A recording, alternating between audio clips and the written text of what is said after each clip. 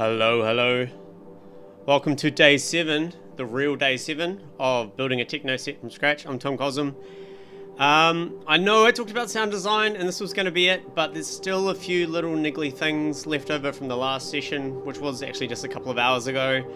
Specifically things like the automated default parameters. I want to be able to clear everything. For some reason they don't tend to clear. Let me just turn this down a little bit here in my headphones. Yeah, that's a bit better. Yeah, I want to just figure that out. I also need to figure out my dummy clips. I need to create some 2-bar fills. I need to send all of my audio outs apart from my kick through one channel so I can sidechain everything to the kick. And there's a few other little things, like I want to set up the drum racks and the racks and all the tracks and get everything ready for the sound production, and then hopefully later tonight I'll do the sound production. If I'm too tired tonight, it will be first thing in the morning. I'm kind of streaming at will now, like as far as timing wise goes. Usually I try to cater for Europe or the US or Australia, but I'm running out of time drastically to get this set finished. I'm still on track, I believe, but I need to just stream whenever I do something. And yeah, once again, this is something that I could probably do by myself, but I want everything to be streamed, so there is a documentation from the concept to the final live set.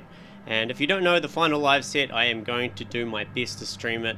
99.9% sure I can stream it on the night of the party, which is this Saturday, which will be at 10:45 PM AEST. Again, streaming YouTube, Facebook, Twitch. Any questions? I'm a bit more chilled than the last one, so if you guys have got any questions or comments or anything you'd like to say, just let me know.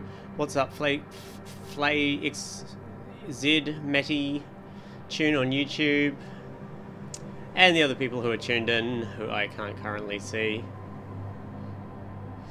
Okay, so again, I'm not going to go through everything. Usually I start with a recap, but this is just picking up where I left off a couple of hours ago. I've currently got an ambient thing playing, and I'm going to keep that playing while I go through this, because I'm going to be starting with a little bit of Max for Live stuff. So if you remember in the last set, we have our automated track here, which is all good. We open it up, and we can draw. I can use my finger on my touchscreen to draw points. I can hold down Alt to draw curves, which is pretty damn cool. And we've got that for all of our bass, snare and hats, whatever. The problem I was having though is when I got rid of this, or if I wanted to clear something, you'll notice it's using live remotes to modulate those parameters. What was happening was that it would stay on that parameter, which was really annoying. So I wanted to initialize with the parameters all these 8 macros on all 8 of these tracks exactly where they should be, and also when I click clear I want them to go back to their initial state, and I also want to create a clear all button. So I'm going to go ahead and do that now. What's up, K37? How you doing? Just flakes, no need to twist your tongue. Yeah, yep. It's a funny one. I really want to get into the sound design, but I really want to work from the outside in and just make sure it's perfect, because then I can get into a different mode. I can get into sound design mode. Like what I've been doing pretty much every episode so far is quite nerdy and mathematical and constructioning and engineering, and when I do things like that I'm not very good at sound design. So if I get all that done, then I can sit down and do a session just on making awesome sounds. And that's what I am going. I'm not going to finish this stream until it's absolutely 100% ready for nothing but sound design. So let's go ahead now. I'm going to very first off open up our automator. Here it is here. I'm going to open it up in Max for Live. Like so. Let's unfreeze it. And let's get into edit mode here. Open up the actual automator sub patch. Unlock it. Take it out of patching mode. And I'm going to open up the function. I've called it automator function 1, but that's what it is. There it is there. So there's 64 of these modules.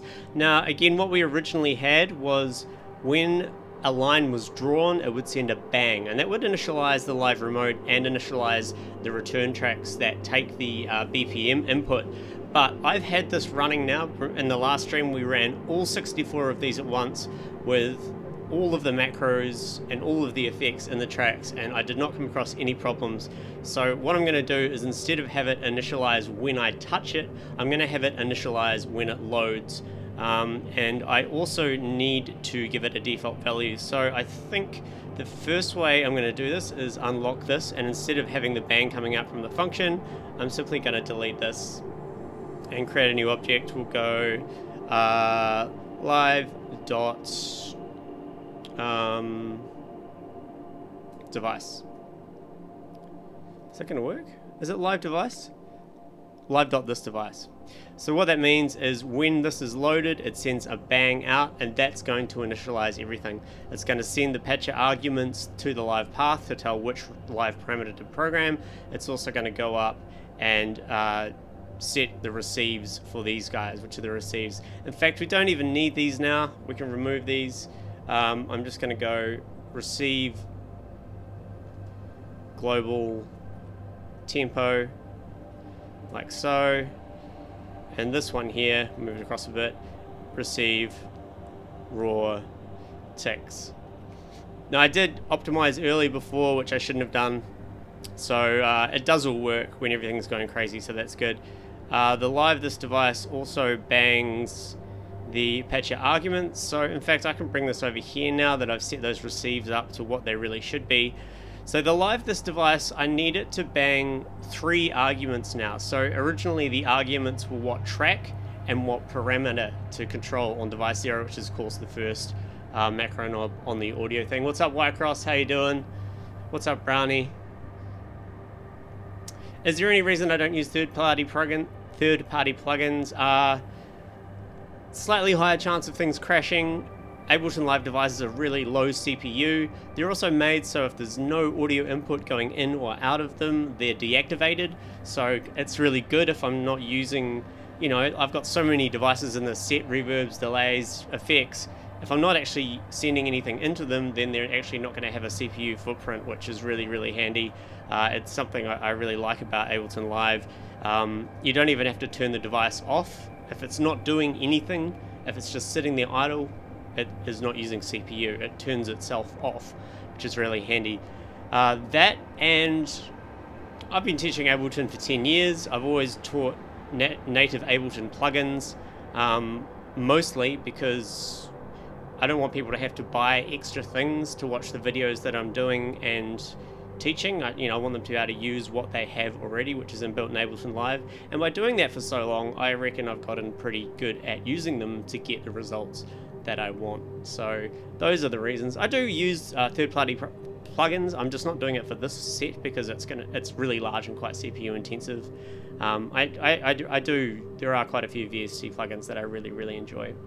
So anyway, so this live device, it's going to bang, and it's going to bang the path here. So again, we had one patcher argument, which is the track, second patcher argument, which was the parameter. I'm going to need a third patcher argument, and that is going to be the default to send to the live remote. So I'm going to just create a message box, and I'm going to go #3, and I'm going to connect that into the left inlet of the live remote. So what I need to do here is I want the live remote to receive its path first, then I want it to receive the default value. So I'm going to change this trigger here to a trigger BLL. Okay, so that means I need to send, first off, let's remove this patch cord, I need to send the ID to this live object, which gets the name which we created last time. This is handy too because as soon as I open up this automated machine, which I've yet to name properly, it's going to show me exactly what parameter is there. I don't have to click in order for it to update what the name of that parameter is. That's very good. The second list is going to send the ID to the live remote. So the live remote is going to get locked in and say, right, I'm now modifying this parameter. And then the bang is going to go across and bang argument number 3, which I'm going to have to set up soon. Most of the argument number 3s are going to be 0. There are a few instances, for example, low pass cutoff frequencies, they need to be 127. They need to be fully open at the start. Also, the frequency shifter, that needs to be 63. That needs to be in the middle, so there's no frequency shifting on the lower end and on the higher end. What's up, Dan, over on YouTube? How you doing? Okay, so that should initialize now and initialize the default. What I need to do for the clear, if we look up here, here's the clear button. that is currently sending set nothing to all these here. I don't need this anymore because I know that by receiving the global tempo and the raw tick 64 times is not going to cause us any trouble. So that's all good. The clear also sends... what does that send to? Okay, so that sends the message clear to the function, so that gets rid of all the lines that I've drawn. This one sends it down to here to say ID 0. I don't want that, I don't need that, we can remove that, but I do want a bang to go down to here. So when I hit clear, it's going to send the default argument for that parameter, which is number 3. And I hope this works very much so. I'm assuming it's going to work. I honestly haven't tested it yet, but it all looks pretty straightforward, and it means I can remove a few objects. I can actually get rid of these 2 bangs here, which I don't need. I just need to remember to send this list down to this function here. Dan says there's no way to tell Max to press the keystroke del, so we don't have to put all the values manually. Well, clear is the message you see in the function to clear it of all lines. You can do some fancy Max hacking and get it to do actual keystrokes, but this particular way it's going to remove all the lines and then set what the default parameter should be for that device, which again is going to be 0 for everything apart from the low pass filters and the frequency shifter. So there's only 5 of these 64 that I need to actually change that argument for. So I'm going to go ahead and save this now, like so. Let's see what happens when we close this. Okay, it hasn't... Okay, I need to save the main patch in order for it to work properly.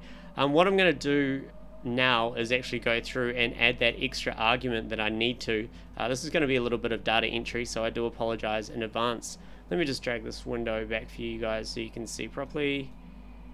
Okay, so as I said, each one of the instances of what I just edited is in this kind of tabulated system, and they all have arguments. So again, the argument goes what track number and then what macro number of the first device is going to be using. I now need to add a third one, so I'm going to go ahead. On the kick one, they all need to be set to 0, because if we go and have a look at Ableton Live here it is here. If we look on the kick track, you'll see that all of the macros, it's corpus wet, okay, all of these are things that would be best set to 0. If they were all set to 0, then a raw audio signal is going to come through. Whereas if we go to the bass and go back, you'll see that the low pass filter here, that needs to be completely open, because if the low pass filter is set to 0, then it's going to be cutting everything off, and I don't want that at all. So a little bit of data entry here to back to Max. So here's the automator. So I'm going to do this as quickly as I can, guys, bear with me. So double click space 0, very good. I'm just going to not narrate what I'm doing here.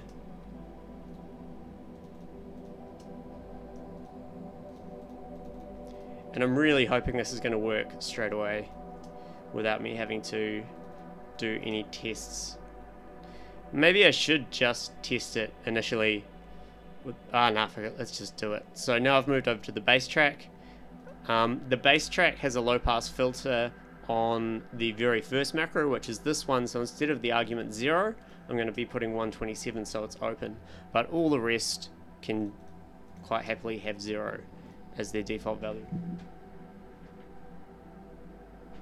That was someone knocking on my door. Like so.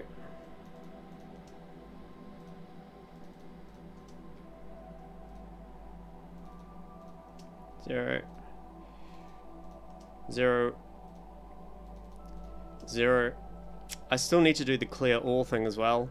Okay, on the snare track, none of these need to be set to anything but 0, so we'll do that as well. Whoops. 1 and 0.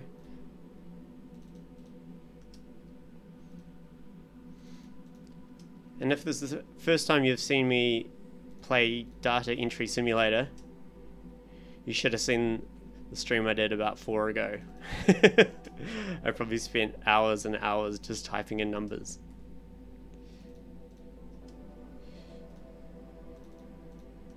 So this is nothing. Consider yourself lucky. 0. Very good. Let's move over to the hats track. The hats track, again, all of these are 0, so that's good. So 0.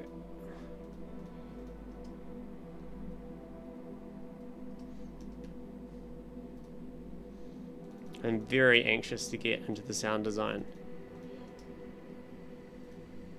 And I might even do it tonight. I mean, what's the time? It's 10 o'clock, but I've kind of been getting up like 12, 1 p.m. each day at the moment, because I just do this quite late. And that's going to work out well for when the actual gig comes, because I won't be tired when it comes around to nighttime, because I'm getting older. Over on the Hats 2 track, again, we just need to add 0 to the end for the third argument. G'day Paul on Facebook, how you doing? Columbia CO, awesome, thanks for tuning in to Data Entry Simulator. Done that one. Skip that one by accident. I am going to double check these really quickly before I save it.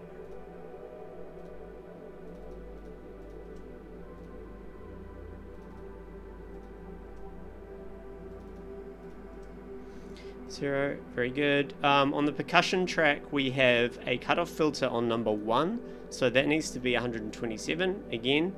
But the other one we need is number 4, so 1, 2, 3, 4. This one is changing the frequency amount of a frequency shifter. So I don't want it to be 0 or 127. I want it to be dead in the middle, so there is no frequency shifting, which is 63. So remembering 0 is counted as a value. Okay, so that's good. So I've done that here. These ones need to be 0. This one needs to be 0. That one was 63. This one needs to be 0.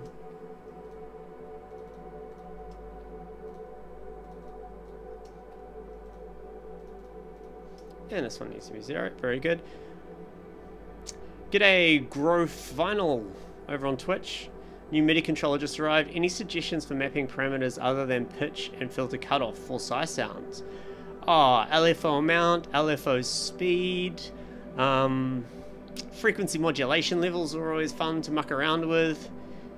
Things like that, yeah. Even like LFO type is a really good fun one to muck with. If you're using a synth that has a wavetable, I love having knobs that sweep through wavetables. They're always heaps of fun. So that should be all done. On synth 1, we have a cutoff filter on number 1, so this needs to be 127. And then all the rest is 0. Whoops. We're nearly at the end.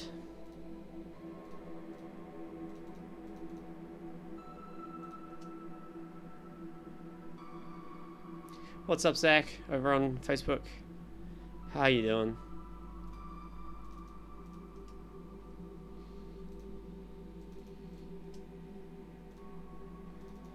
And 0, and then finally moving over to synth 2. Synth 2 also has a low pass filter on number 1, so that will be 127, and all the rest will be 0. Probably a faster way of doing this, but this is what I know.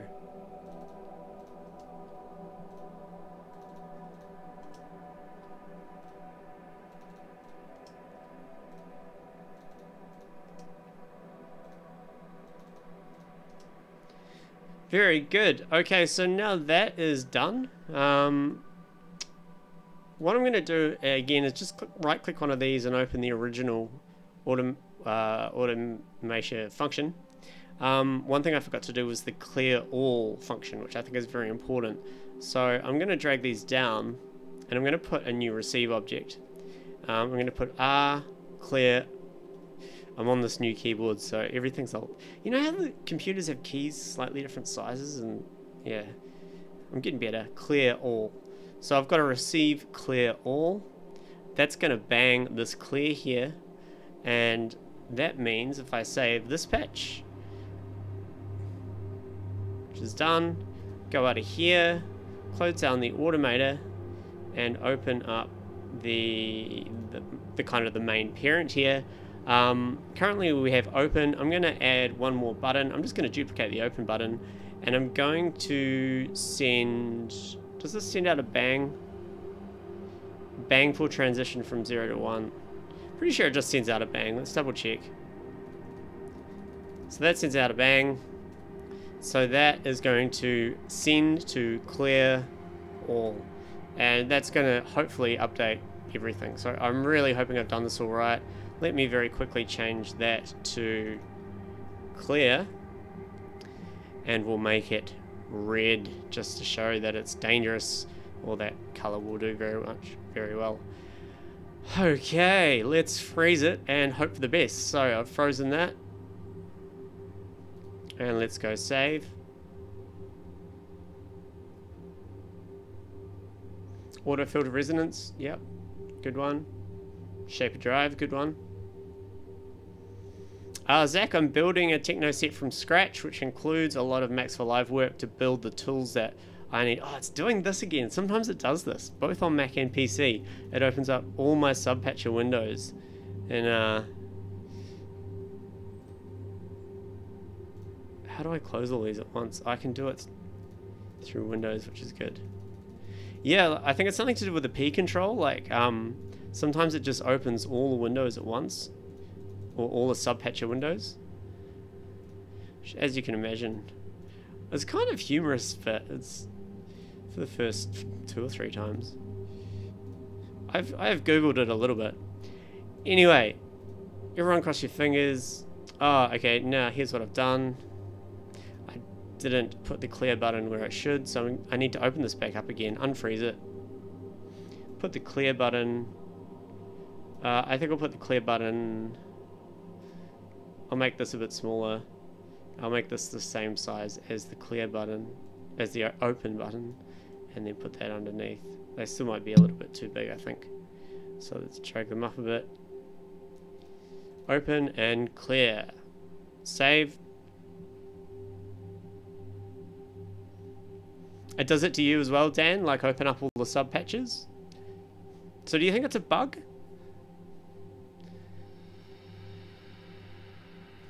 And now I can save this. Because it's definitely cross-platform, because it was happening on my Mac as well. Let's see if it happens this time. Close. Yep, it's done it again.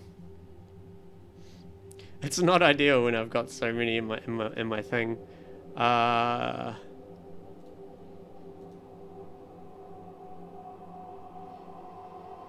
You guys, there you go. So I'm closing them from the Windows menu, which I've currently got, sorry, the Windows taskbar, which I've currently got stuck to the right of the screen. And it's cross-user as well. Have you done any research as to why that might happen, or read any bug reports or anything? Or is it just cross-user idiocracy? Okay. Now we can cross our fingers and go open and see what happens. Okay, very good. For a start, I can see that it has updated the names of the tracks, and it's done it for every single one, which is really good. So that is a good sign. Let's do another test here. I also got rid of that annoying blue window thing I was talking about in the last stream. That was a Dell bloatware thing. Let's look at the kick track. They're all 0. Bass track. Come on, come on, come on. Yes! So the bass track, the LPF, is now at 127. Everything's at 0. Let's just double check them all. What else do we need? The percussion track. I'm just going to double check them, all of them. Very good. The percussion track, the low pass filter is up there. Oh, but I've made an error. It's not number 4 that needs to be at 63. It is number 6. Okay, that's slightly annoying. The reason it's annoying is I'm probably going to have to close all those subpatches again. But anyway, Let's unfreeze this again. Go into our patching, get out of patching mode. Open up our automator. Unlock it. Which one was that on? That was on the percussion track. So I did it for this one here. So no, that one actually needs to be 0. It needs to be this one. That is 60. I will say 64 because it showed me... What did it have in Ableton? Let's have a look. Yeah, it showed 49%, so I'm going to guess that this actually needs to be 64, not 63. Okay, let's close it down. Go back to our patch here. Freeze it. Save it.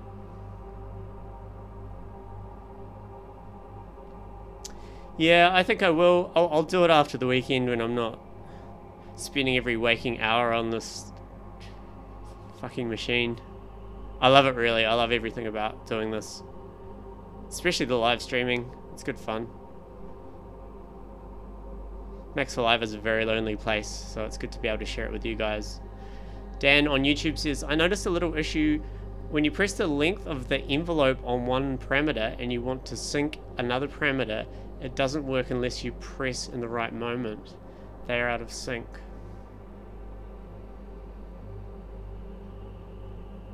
Not 100% sure what you mean. Is this in the device that I've built, or just a general Max for Live thing, or is it an Ableton Live thing?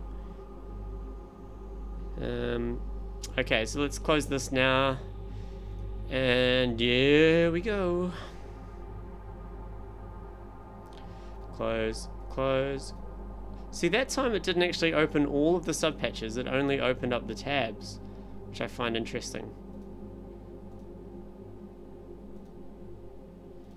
Okay, let's go back to our automator, open that up. Okay, that's good. Back to our live set, back to our percussion. And cool, so frequency shift, why is it at 15.5 hertz?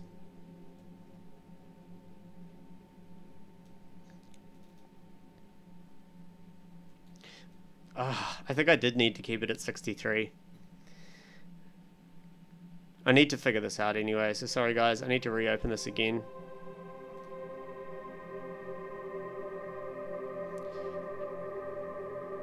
This device. They look a little bit out of sync. All I need to do, I'll do it now, is move the slider, which is currently following along to the right a little bit. I'm pretty sure it needs to be 64. It said 59%, and now it says the actual hertz, which I find interesting.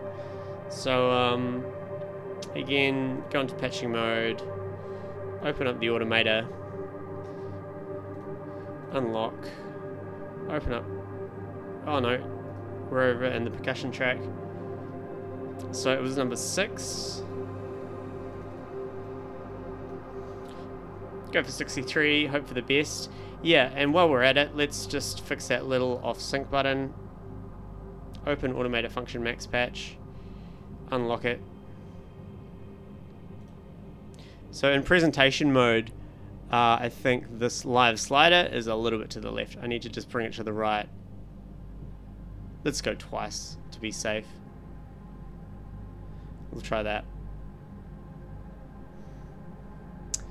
Ben says on Facebook, I learned something new recently which you may already know, but maybe not.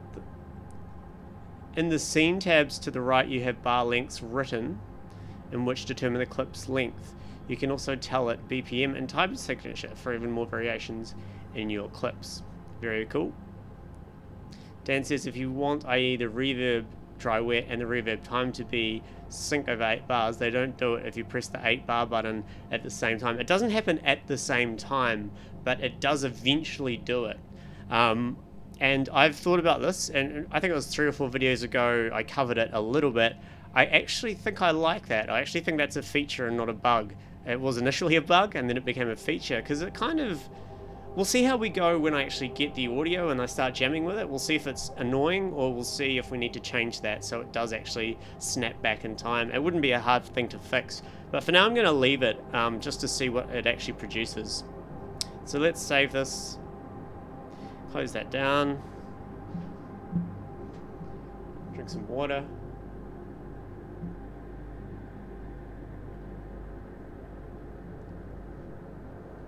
Yeah, Dan, I'm pretty sure. Ooh, excuse me. I'm pretty sure I understand what you mean with that. But we'll see. You could be totally right. It's just going to be, as I said, I'm making this for me and how I like to perform. Obviously, if other people enjoy it, fantastic. But I kind of like a little bit of shit not working that doesn't crash things. Like, you know, if it's out of sync for 3 bars and then it goes into sync, that could create some interesting audio. You know, something unexpected within the set. And until we get some actual audio content happening, I'm not going to be able to be sure if that unexpected thing is good or bad. So when we do get to that, that's what we'll do. So now I'm going to freeze it again.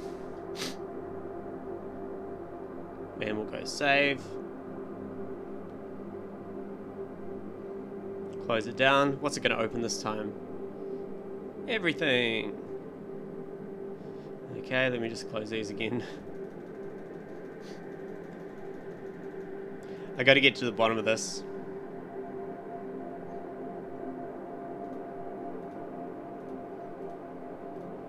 After the stream and before the sound design stream, I will figure out if there is a solution for this, because time is something I do not have at the moment. Okay, so now let's have a look. Open it up. Yep, everything's working. Go over to the percussion track. Shift. Now it's on. Yeah. Now it's on negative 1500. Okay. Let's change this by mapping instead. So the shift frequency is at negative 200, 2000 to 200. If I was to change this up a little bit, is that going to update it for me? It is. Oh, and I just hit it perfectly. Whoa, don't touch anything. So and rather than go back into the patch, I'm just going to keep it like that. So it's negative 1.97 kilohertz up to 2 kilohertz. So that should be all good. Let's test it out. So I'm going to stop this recess ambient track now. And let's go ahead and play some loops from down the bottom. The volume is down.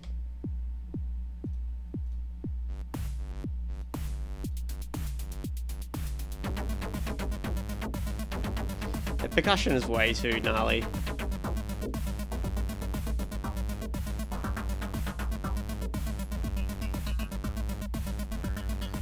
And I might change the synth.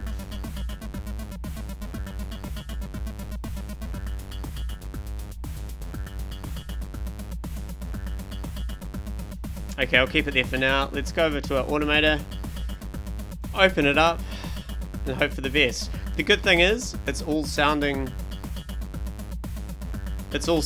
like it should, until I start changing something. For example, the corpus value.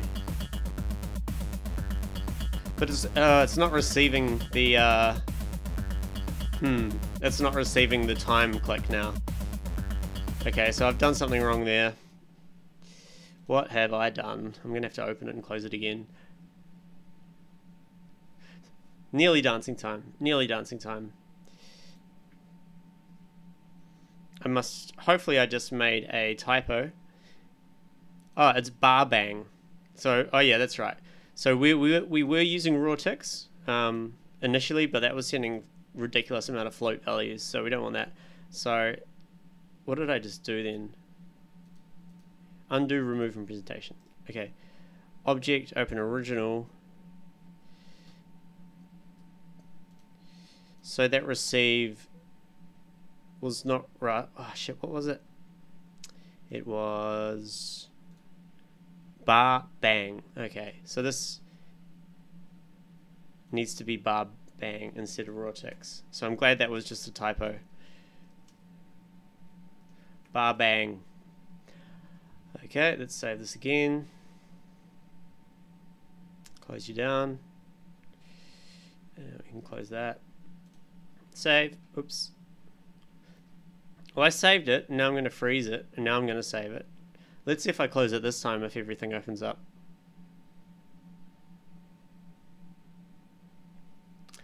Dan says, I think if you save everything in presentation mode and locked, it doesn't open all the windows.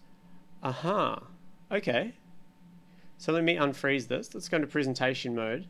We'll freeze it. Save it. You're not sure? Well, it's worth a try, man. Like, I'd much rather all those windows didn't open. Close the window. Hey, you're right. Fantastic. Thank you very much. And that is actually quite an obvious thing, which I completely didn't consider. Thank you, Dan.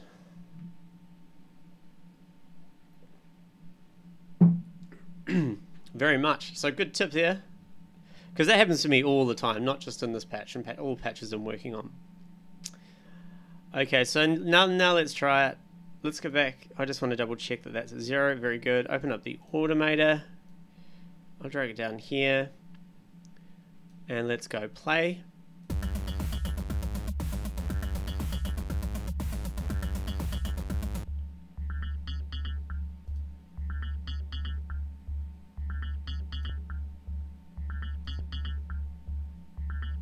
No, we're all good, we're all good. Okay.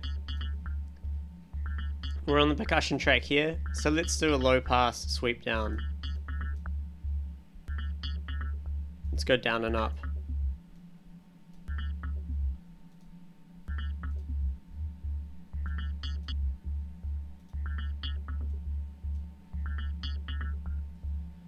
Okay, I'm going to fix one more thing that's bugging me before we go any further. I'm going to open my patch back up. By default, the grid size on those functions are too small. I'm going to go ahead. I should probably just keep this open, but ooh, I moved that slightly anyway, so that's good.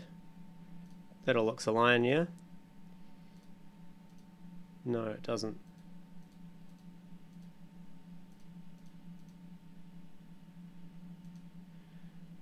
I'm just going to drag this over the top of this one. Snap it.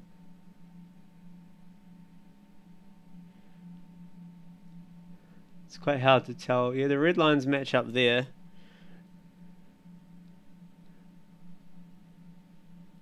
Okay, that's good. Very good. Let's open this up.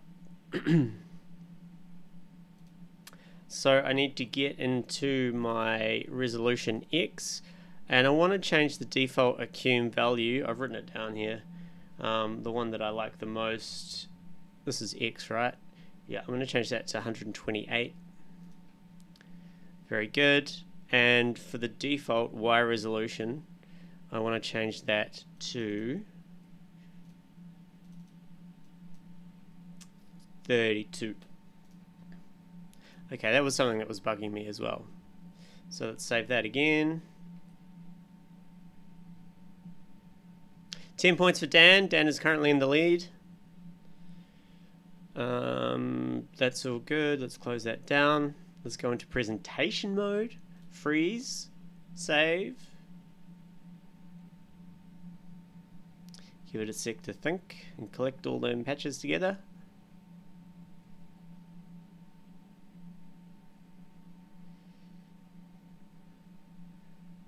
I don't think I hit save. Okay, that looks done. Close it down. Nothing open. Good. Alright, let's play that percussion loop again.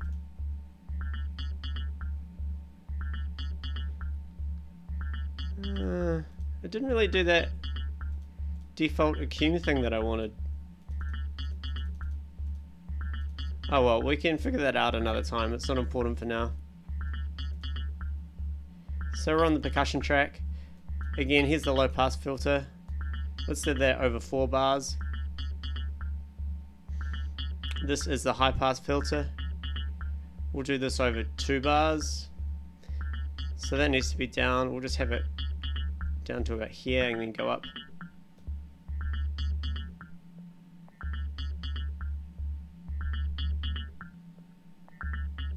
Very good. We have a delay wet. Let's just open it up and down and up and down. Delay feedback we'll keep at a constant point.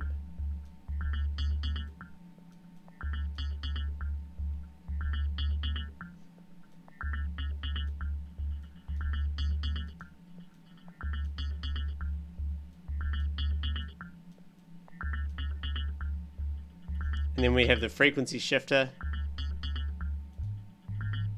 So what I need to do is bring this up and up.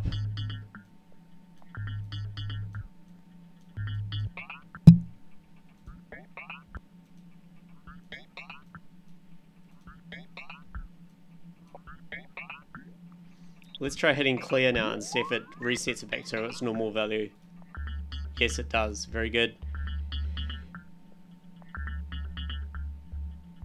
So this is the LFO. So let's bring the LFO up. And let's bring the speed up.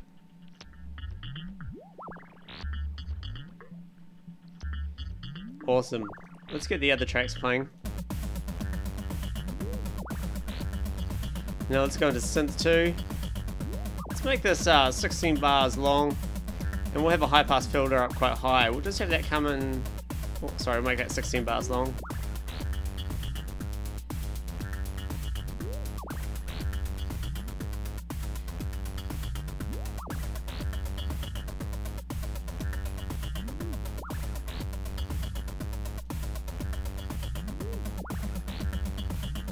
And what we got? Reverb wet here.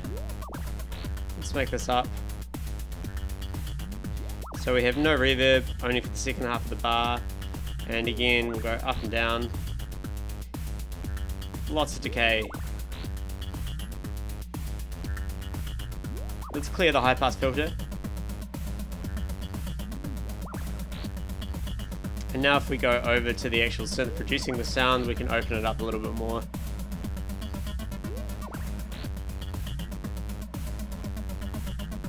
The LFO is currently modulating that.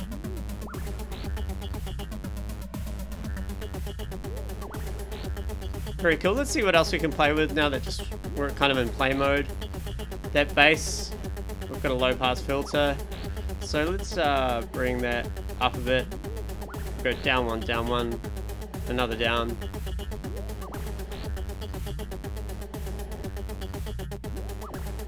Not all the way down.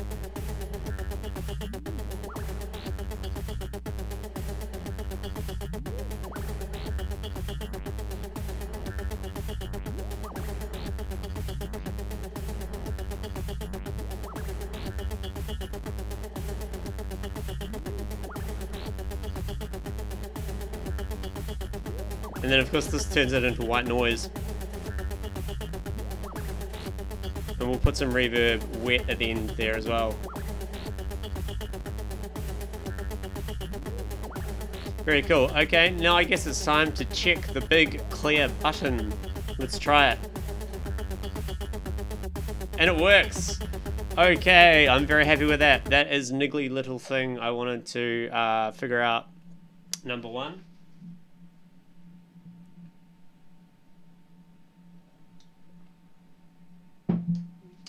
Next on my list, I'm actually going to cross these off here. So we've done that. Done that. Let's do the audio outs one because that's a real simple one. So I'm going to send the bass, snare, hats, percussion, synths out the automator track. Oh no, the automator is MIDI. So I'm going to create one more audio track after the automator. I'm going to call this auto. I'll call this sidechain, like so. And let's open our ins and outs. So at the moment these will go out to the group. I'm going to send all of these to sidechain instead. 1, 2, apart from the kick obviously, because the kick is going to be the sidechain. So lots of crazy audio routings happening here. Very good. And I also need to make sure the sidechain is set to monitor in, like so. So let's see if that works.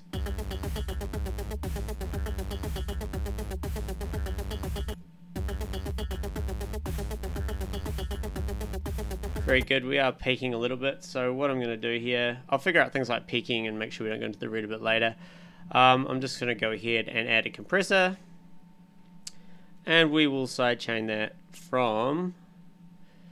we'll sidechain it from the kick auto for now. Bring the threshold down. Lots of ratio. Not too much.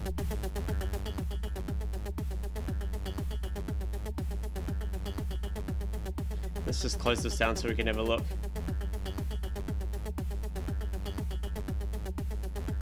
Let's just listen to this really quickly.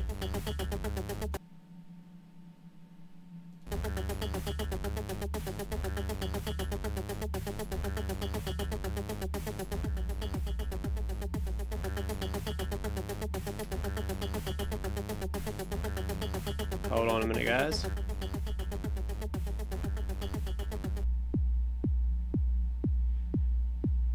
Alright, let's turn the EQ on. We'll make it a bandpass and bring it down. Because it's only a kick's going to be playing, we can just get the snap of the kick like that. Get a little bit more gain.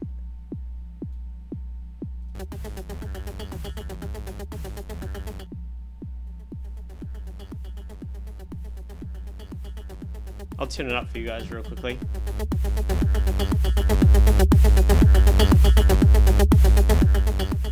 So you can see how that is good. And I can control this how I like as I'm playing. So now if you want to make kind of a riser over 16 bars, it'll not be in sync. Well, it doesn't really matter. With the riser thing, I'm just going to do them on the fly with all this shit here. We'll see how it goes. As I said, once we get the audio content stuff sorted, if there's stuff that doesn't work in the shell with the audio content, then we'll revisit that and fix it up a bit. Okay, let's cross that one off my list. Audio clips to sidechain channel is gone. Clear all is done. Remove the bang and replace it with a live disk device. Done that one. Okay, we should really focus on the dummy clips now. So this is going to be another little bit of Max for Live stuff. First we'll actually focus on the dummy clips. So let's get rid of the ins and outs. This is the dummy clip area over here. So again, we have little kind of fills here.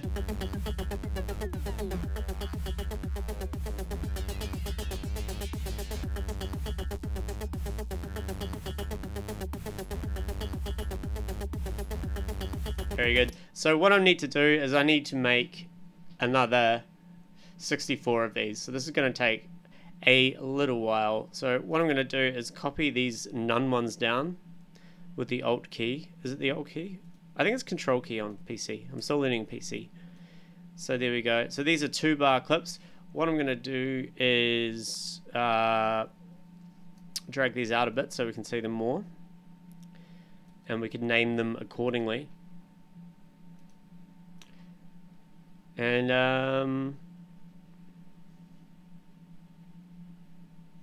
yeah, this might take a little while. I'm just going to have a super quick break, like 2 minutes. I'll be right back before I get into this. It has to be done, unfortunately. So yeah, but I'm just going to have a quick break. Don't go anywhere.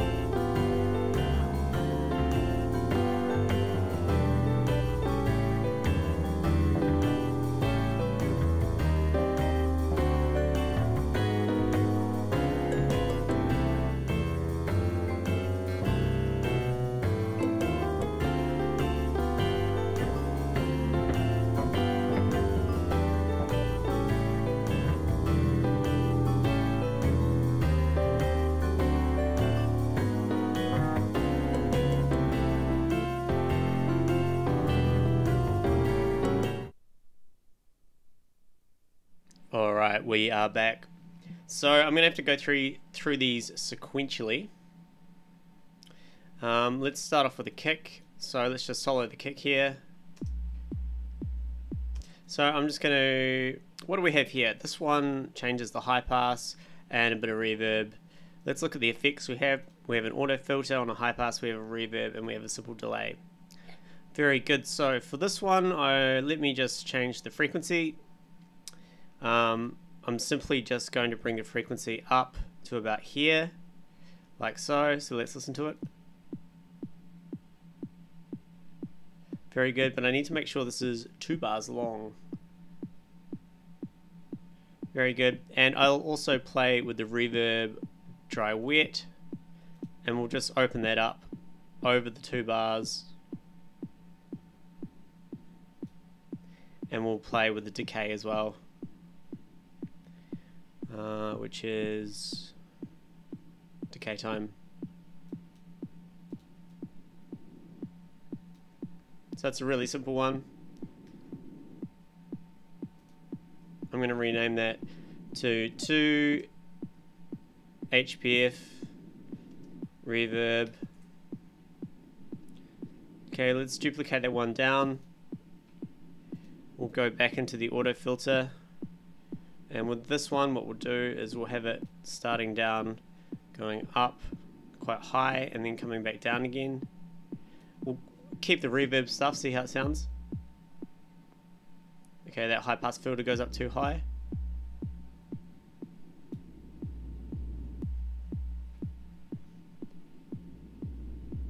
And I might go to the dry wet of the reverb here. What I might do is I might have it come up every 2 bars and then suddenly go back down. So I'm just going to duplicate this across. Ooh, make sure you pick the right timing, Tom.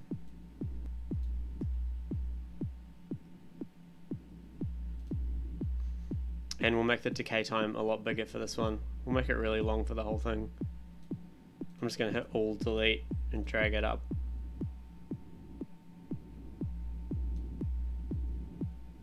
Very good, let's duplicate that and play that one. Let's go into the auto filter. What I'm going to do here is delete all that automation. I'm going to make the grid size smaller.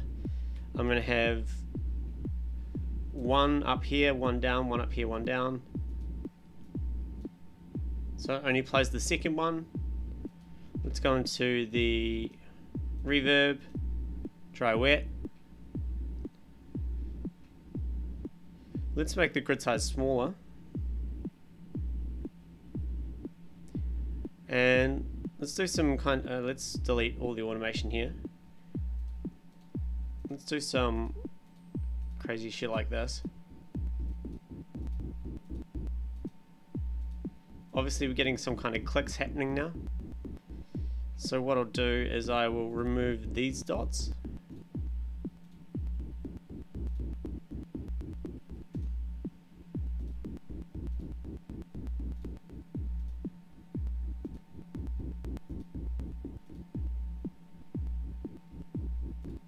Still getting a bit of a click there.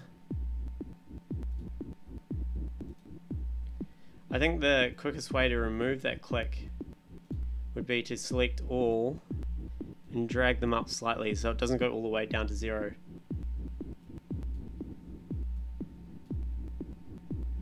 No, it's still giving us clicks, so I'm going to drag these across a little bit. I'm not going to be fairly accurate. Whoops.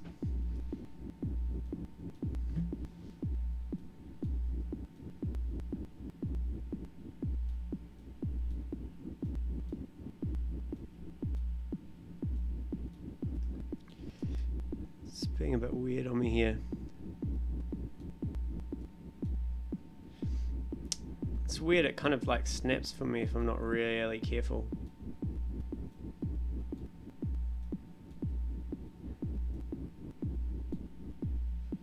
Okay, that's good for that one. Let's duplicate that. Open it up. We'll get it playing. Let's remove the dry wet. Let's start this one with a lot of dry wet. And we'll have it come down. Get rid of this point here.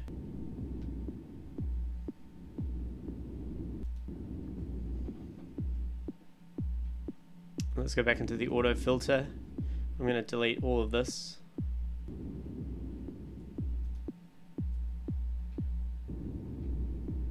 So as the dry wet goes away, the filter comes up.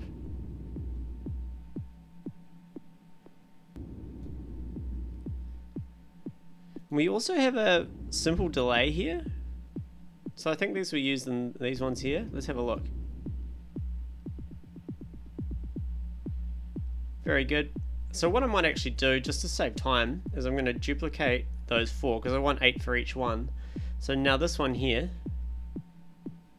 will go into the simple delay. I'm going to bring it up like this.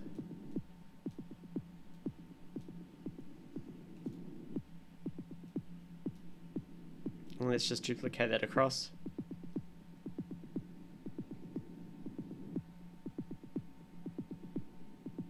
Very good. And we'll do the opposite for this one. So use the pen tool, we'll go up, and then we'll go down to about here.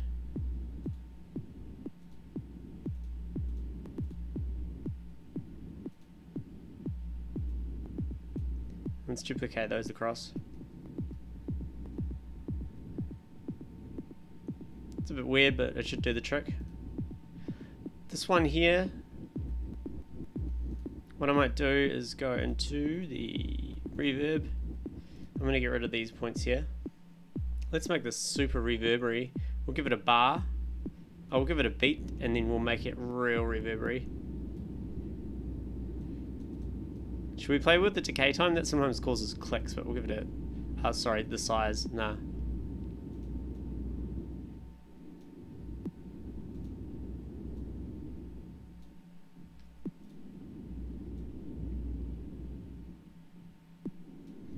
We also need to play with the auto filter here. I'm just going to delete it completely. Back to the reverb, back to the dry wet.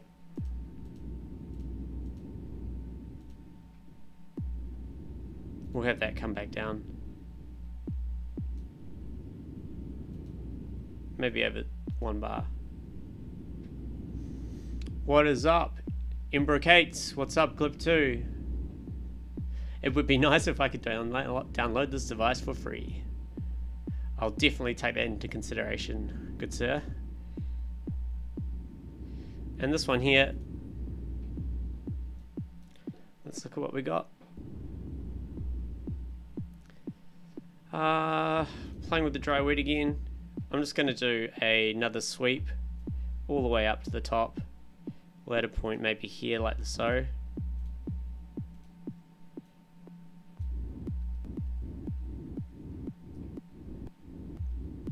That's all good, and let's go into the auto filter. We'll just bring the frequency down a bit.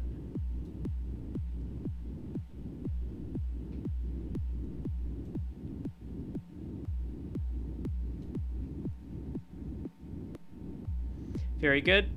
So the final thing to do is select those 8 we just created. Make sure that the follow action is set to play the first bar after 2 bars. So I should trigger one of these. We've got 2 bars, and we're back to none. Very good, let's move to the bass.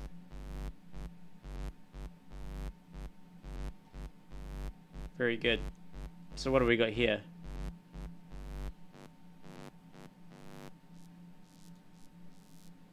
It's kind of filter sweeps. Redux. Okay, let's have a look at what we've got available to us. We've got an auto filter, a reverb, and a redux. Very good. So this one here, I'm not gonna name these properly. I'm just gonna name this 2. Let's open it up. Let's go for the cutoff filter. And remember, we need to make it 2 bars long.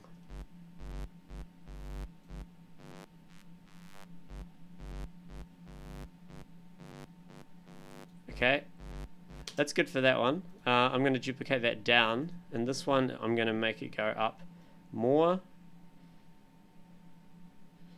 Need to be a little bit more accurate here.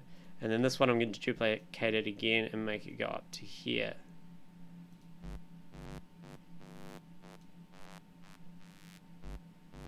All good.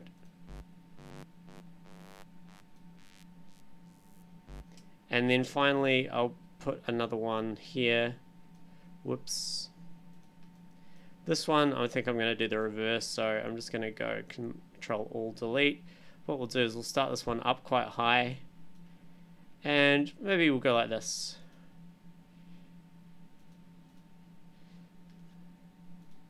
See what that does.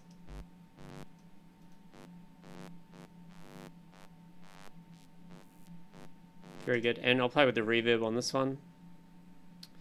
Where are we? Reverb, dry wet. I think I'll just do that pumping effect like I had before.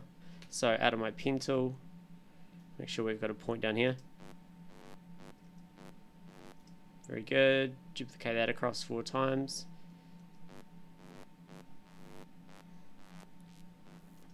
And we'll need to play with the decay time also. Let's bring it up quite hard.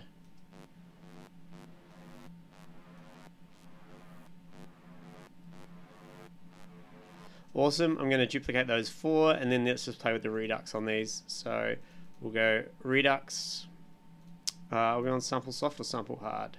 We are on soft. So these ones here will go sample soft.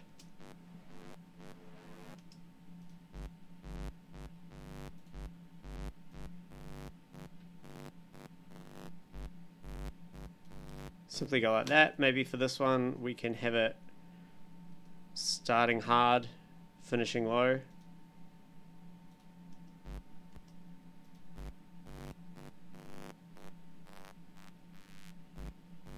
Again, these don't sound so dramatic by themselves, but when they're all combined together, they will. This one here, let's do some weird shit with the redux.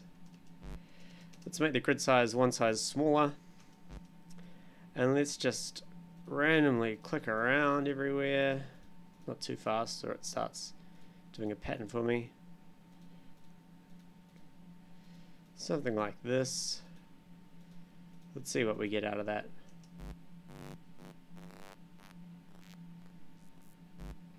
And I think with this one we'll go for the reverb, dry wet. We'll bring you up to 50%. And we also need to play with the decay time.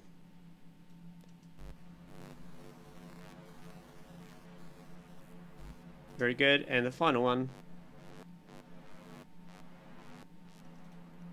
It's probably a bit hard for you guys to hear that.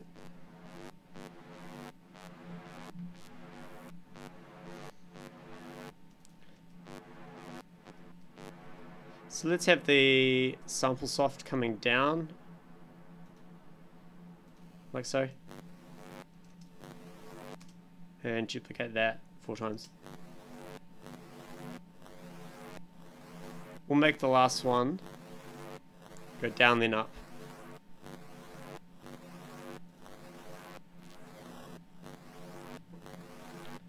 Okay, that's good for the bass. Over to the snare. We have a reverb, a simple delay, and an auto filter. What have we got here?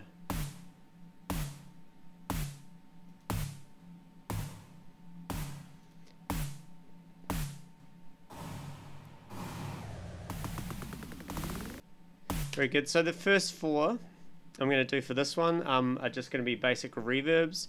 So what I'm going to do, let's cut down efficiency. Let's go decay time. We'll put that on really long because I like it really long. And then I like automating the dry wet value. So we need to make it 2 bars long, of course. Oops, I didn't set the follow actions for these ones. Let's do that really quickly. Follow action 2 bar, 2 bars, and play the first clip. So let's try that really quickly. Very good. So this one, yeah, needs to be 2 bars. Here's the dry wet.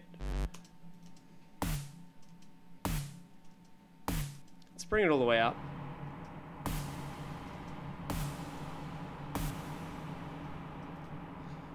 Maybe have a little gap coming down like this.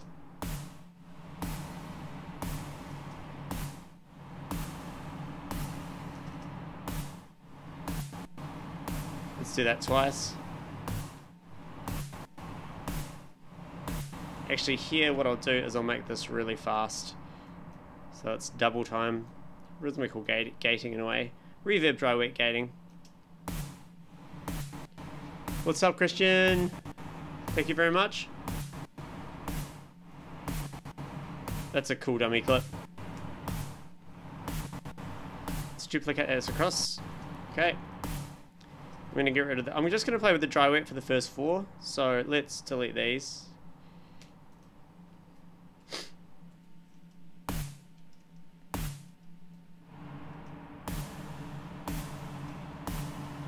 And let's just bring the grid size smaller. How small is that? Down, up, down, up.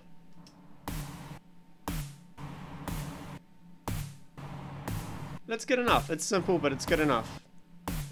Very good. We'll duplicate that.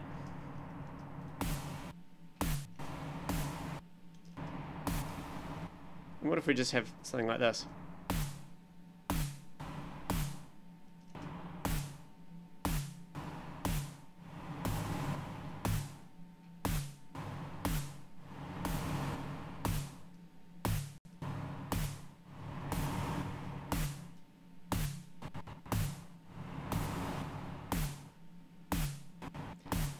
Screwed that up.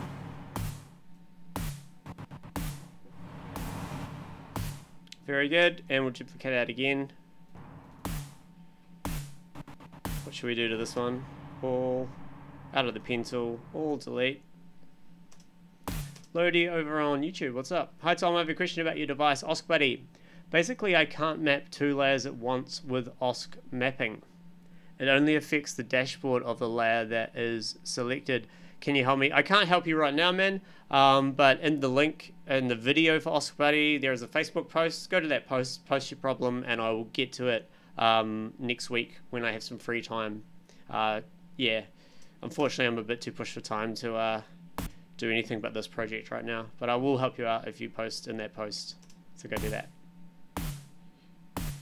Okay, so again, let's put the dry wet 50%, roughly.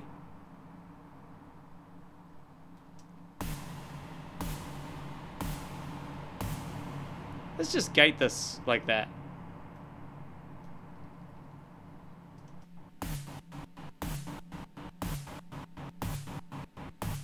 And then for the last one, we'll just let it play out.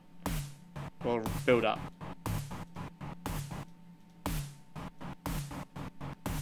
No worries. Okay, that's a cool little fill. We haven't even played with the simple delay or the filter yet, so let's duplicate those and do that. So we have a simple delay. Dry wet. It's going to bring the grid size down. Bring this up. This is the dry wet, so we don't even want to go to 50% or so. Let's have that open up. And duplicate that. And we'll change the... What time do we want? We want this time.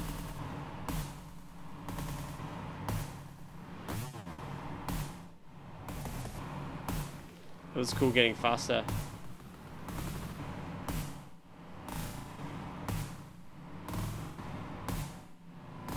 And then it can go down. And up.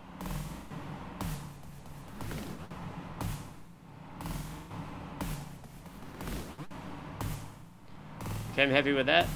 Let's go over here. Again, we'll play with the dry wet of that. What I'll do is create a point too big.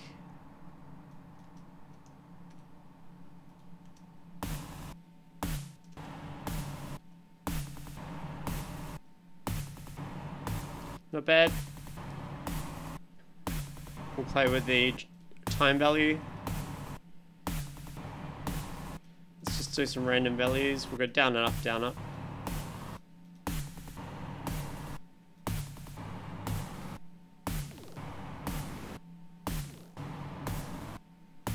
Should probably play with the feedback as well for this one. Maximum.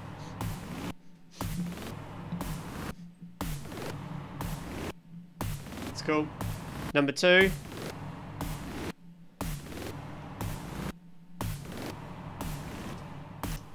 Let's bring the feedback all the way up again because that was really cool. Make sure the point's in there. Let's do a bit more of a faster sweep with this one. We'll go, whoa, that's going to be cool. We'll let a point here and get rid of these points. This is what I hope my dummy clip creator would have been able to achieve for me by now, but I didn't get it built in time. So let's duplicate that.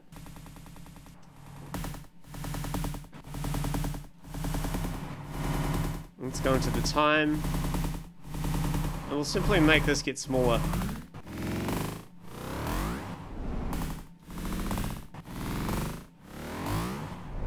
Cool. And this one here.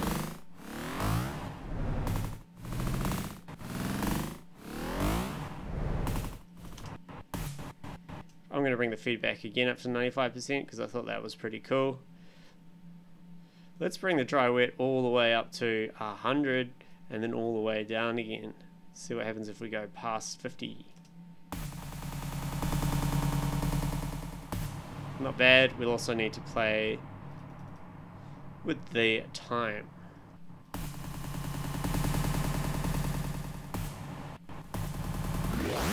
We'll start small. We'll go big, and we'll go small again.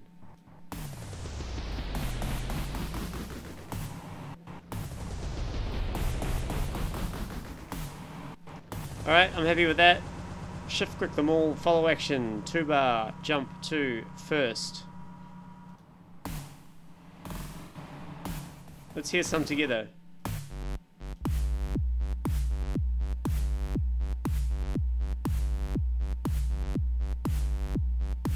Why are they triggering?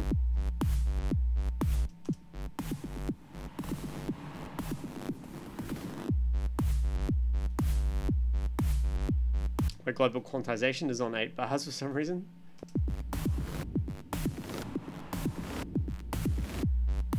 And we'll try this one. And this one. This one. Alright, sounds good. Let's move over to the hat 1.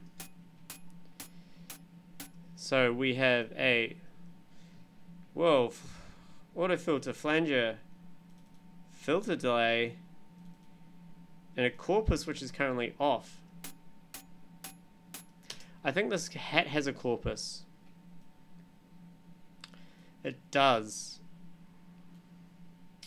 I'm just going to leave that corpus for now, because we have a corpus, I believe, over in our other thingamajig. Hey Tom, do you dabble in all genres? I would say I do. I like pretty much everything. So I'm going to rename this to 2. Let's just play it. Absolutely nothing at the moment. Let's just do a simple auto filter, frequency fade. Oh, excuse me.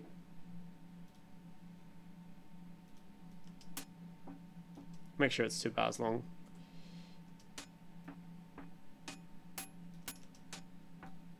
I know that's pretty simple, but it'll do.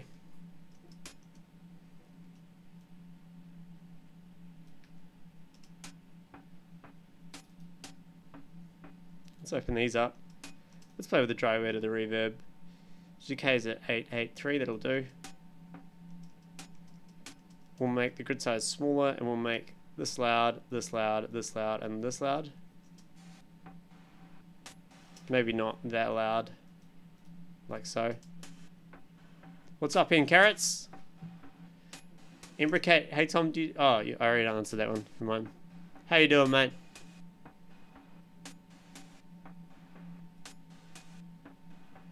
Very cool. I might just do a little bit of smoothing for these last 2, just so it doesn't repeat too much.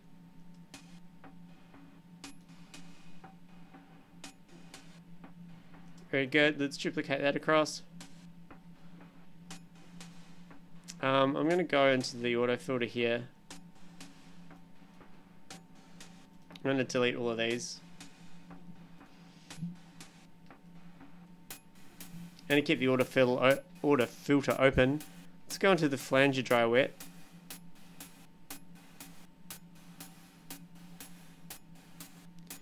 Oh, that wasn't dry wet. That was device on. And let's just open it up on every second beat.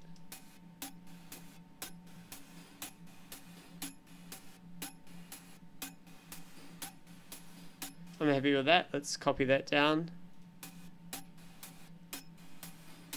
We also have the flanger feedback. That's quite high already. Let's go to like delay time. So we'll have the same one, but we'll have the delay time come down short and go up. Maybe bring the feedback all the way up for this one. Not all the way. What else do we have here? We've got this filter delay. Okay, let's play with that a little bit. So filter delay, level. We'll just make that go up over the last bar. And we'll bring the feedback up a lot.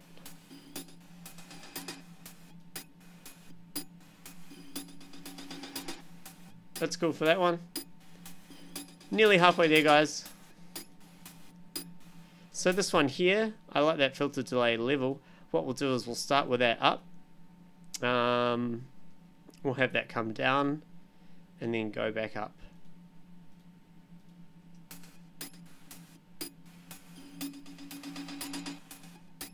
Let's go back to our flanger. We'll go to our dry wet here. Let's put a new pattern in here. Just do a simple thing like that.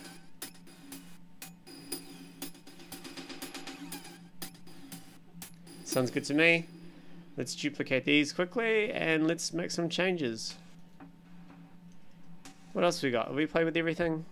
Flanger, filter, delay. We haven't played with the corpus, but we're going to leave that alone. So let's get back into the filter delay with this one because I quite like that.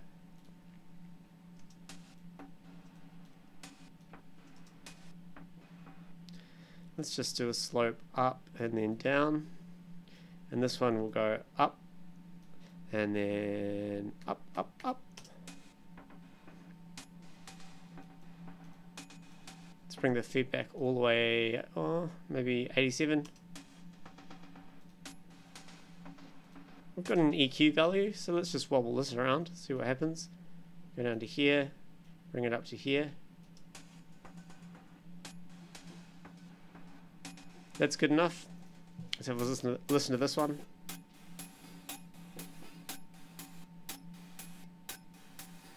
Okay, let's play with the actual auto filter on this one. So we'll bring the frequency down. We'll go small increments and we'll just do things like this.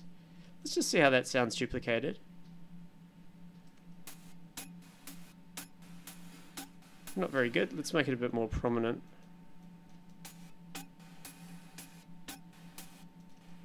It's not really doing much, is it? Okay, flag that. Let's do a sweep down.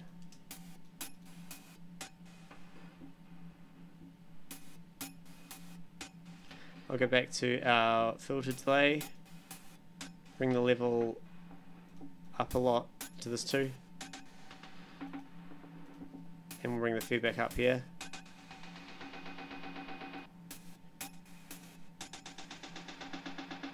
And that would be a good opportunity to change the flanger time as well.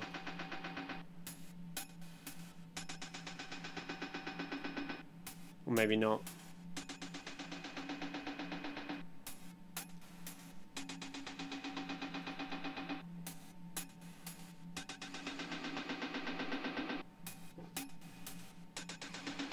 That's pretty cool.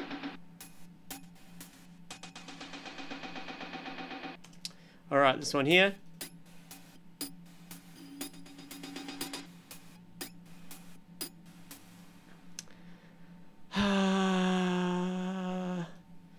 Yeah, let's do some more stuff with the flanger dry wet. We'll change this up a bit. Let's keep it completely 100% dry wet. But let's play with the... I just want to stick to the delay time and the feedback. The feedback is set here.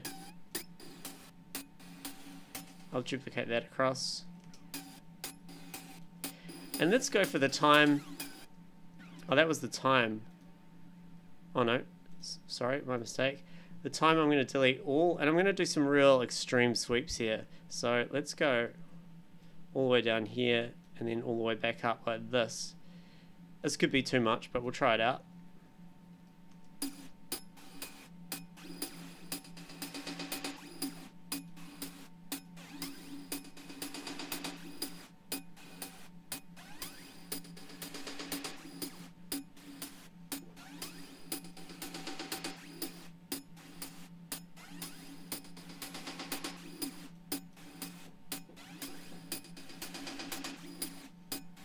Very cool. And the last one, I'm going to go into the filter delay level.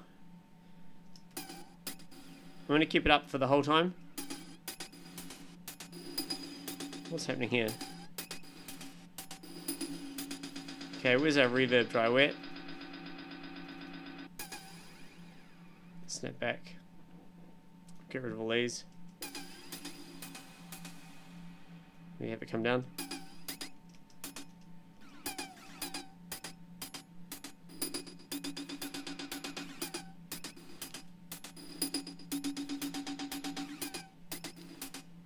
Play with the EQ.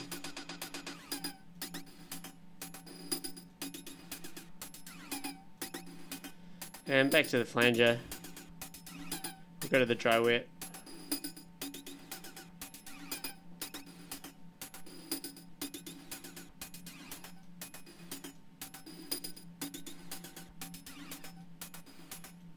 Duplicate that across. In fact, we'll delete it here and we'll have it come back up. Alright, I'm happy with those. Let's listen to them together. I can solo all of these tracks. I'll make sure we set the follow actions here. Whoa, that's a crazy sound. 2. First. Did I do it for these guys? Yeah, I did. So... cool.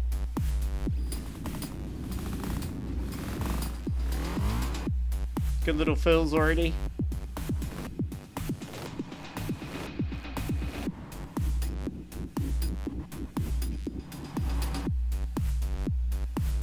Awesome.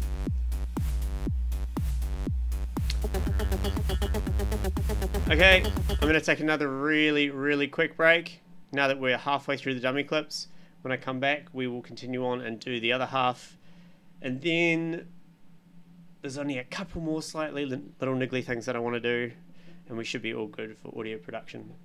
Alright guys, I'll be back in maybe 4 minutes this time. Maybe 3. See how fast I can pee.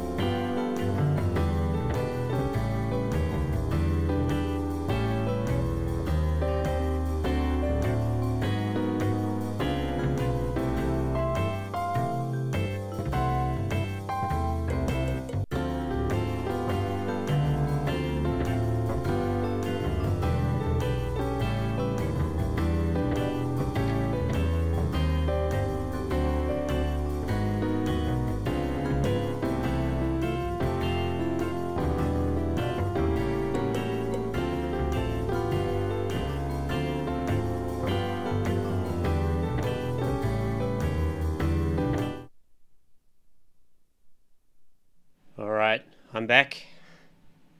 Took a bit longer. I got myself a new glass of water.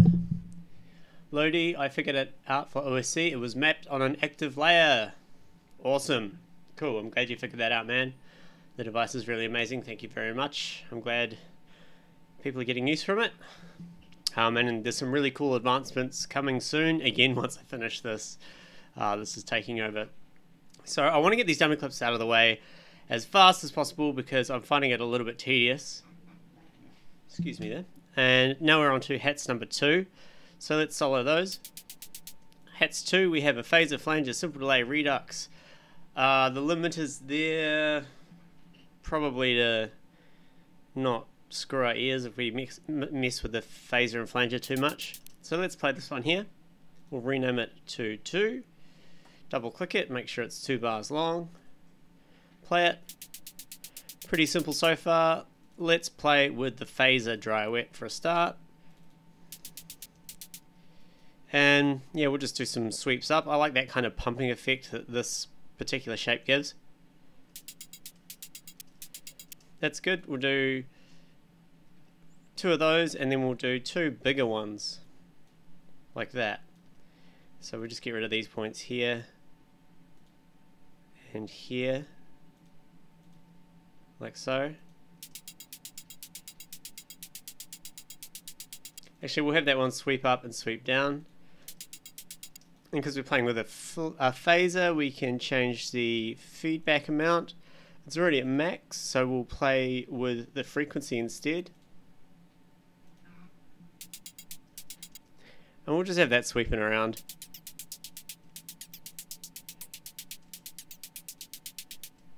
Back up to the top. Then maybe some faster ones here. In fact, because this is a kind of a little 2-bar build, we'll make this one extra fast. I know I'm not being incredibly accurate with my points here, but I really don't think it's going to matter too much.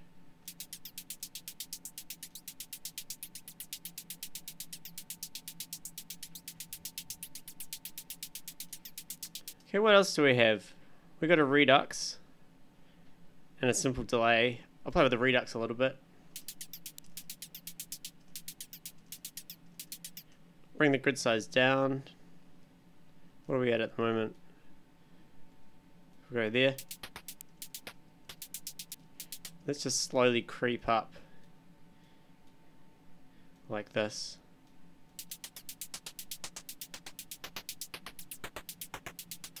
Okay, I'm happy with that one. Let's duplicate that across. Play it again. Go into my redux, delete everything. Let's just have a little bit of redux coming up at the end of this one.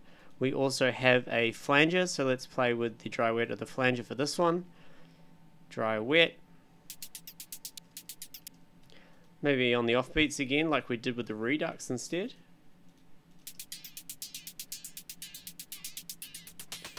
That's cool. What would be cool if we play with the time of the flanger and had that slope down at the end.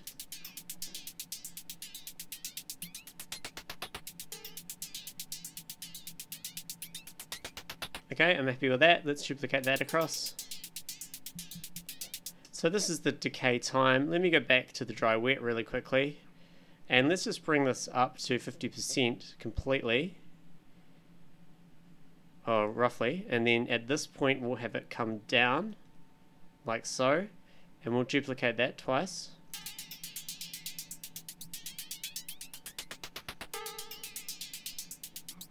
And let's play with the time. I'm going to delete all the automation here. We'll bring the time down for this one.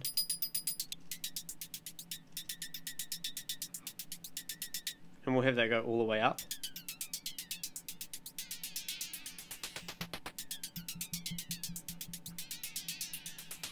That's pretty cool. Let's duplicate that. Okay, flanger, dry wet. We'll keep away from the flanger for this one. So I'm going to delete all the dry wet. Add a point just to make sure it says 0. What else we got? We have a simple delay. Let's play with the simple delay quickly. So the simple delay, we have a dry wet. Let's start with it at 50%. And we'll have it come down to here. It's kind of cool dummy clips, you know, you can just put in anything and it usually sounds good.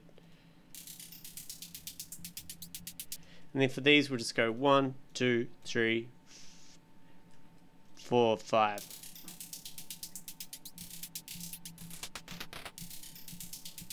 And where's that redux?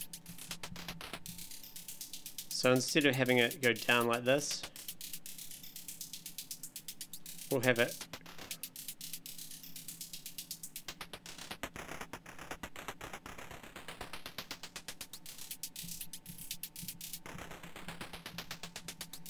okay, I'm happy with that. I'm going to duplicate those 4. Play this one here. What haven't we played with? We have a flanger, so let's get into the flanger here.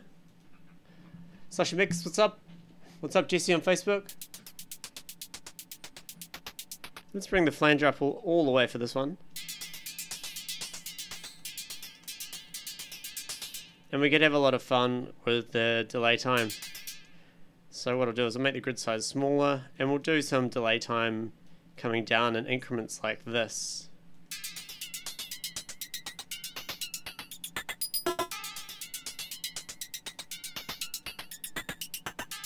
Let's just go to the redux here. No. Oh yeah, we'll make this nice and smooth.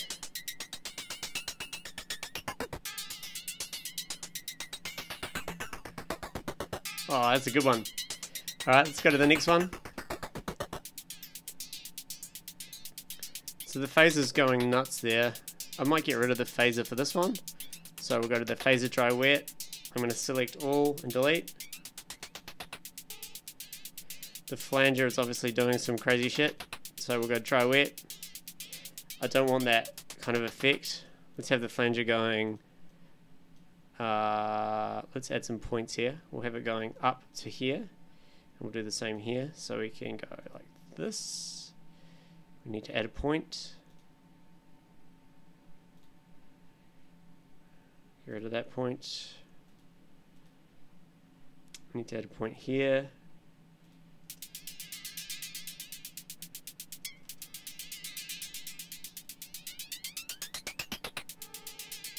Where's that redux? Let's do some quick sweeps of the redux, see how that sounds. And we'll have them coming down like this. Let's just duplicate that over every kind of beat.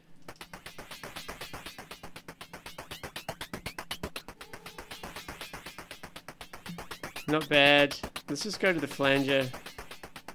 Go to delay time.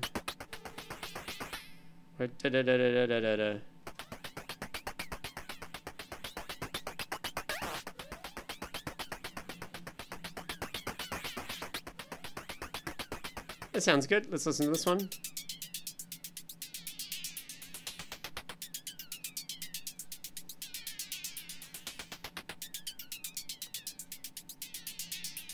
We'll play with the redux a bit.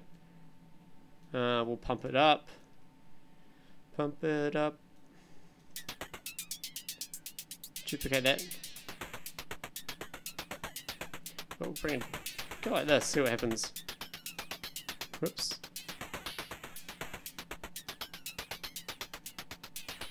That flanger time is really going crazy.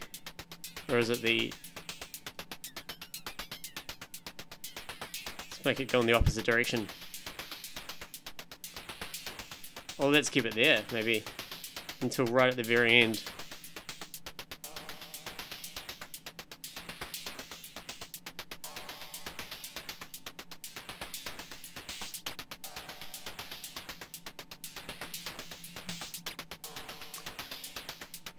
Envelopes are nothing but hidden automations, right? Pretty much. I believe this is called modulation. When you're in arrangement view, it's called automation. But they, I don't know, they've kind of aggregated that together at the moment. Alright, let's get one more out of the way. What are we not playing with here? Let's have a look at the actual device chain. We're not playing with the flanger.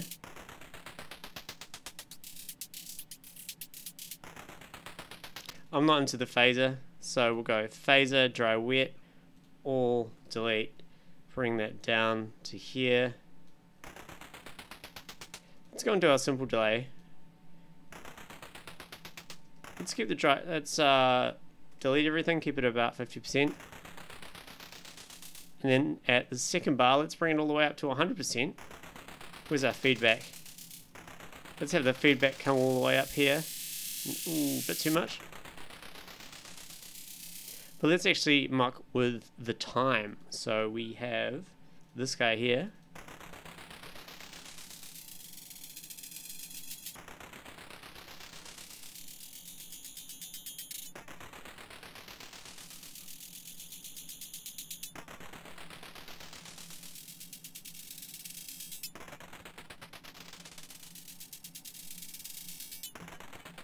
I think that's it's pretty destructive, that one. It's not very rhythmic, but I kind of like it.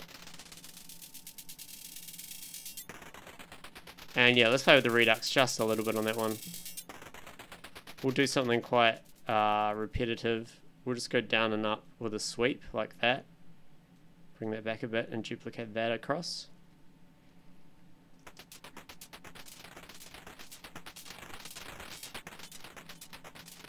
What I might do is at the start add a solid point just to give it a bit more rhythmic integrity, if you know what I mean. See if that works. Oh, that helps.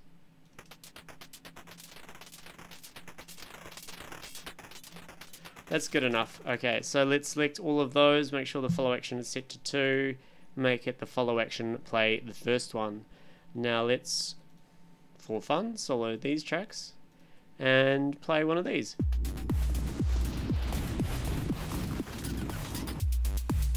There it is, clean. Very good.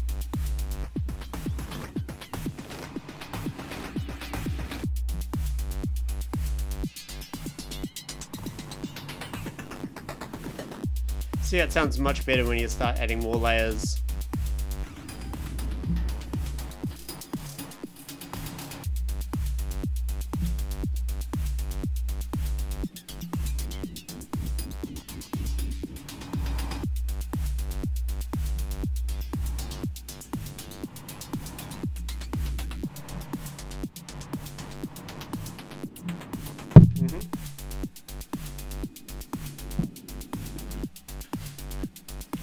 That one did not jump back to the first, so I'm at an error there.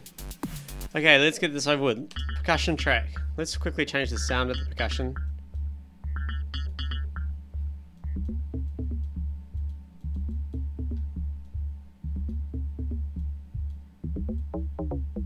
That'll do. So over on the percussion track, let's look at our 1-bar dummy clips. This is when we added macros, which was a much better idea.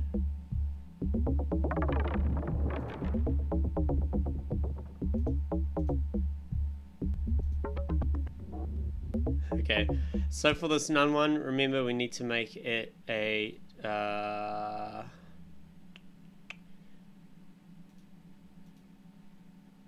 2-bar loop.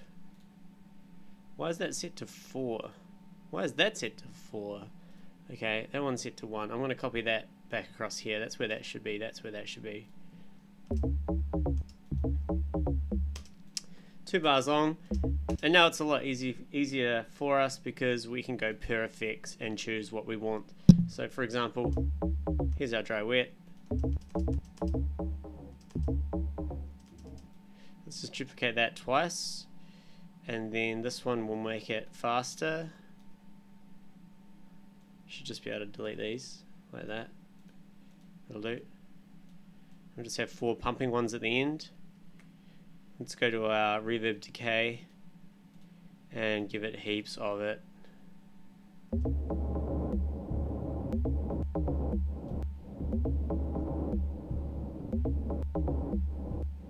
I'm happy with just reverb for that one. Let's rename that to 2.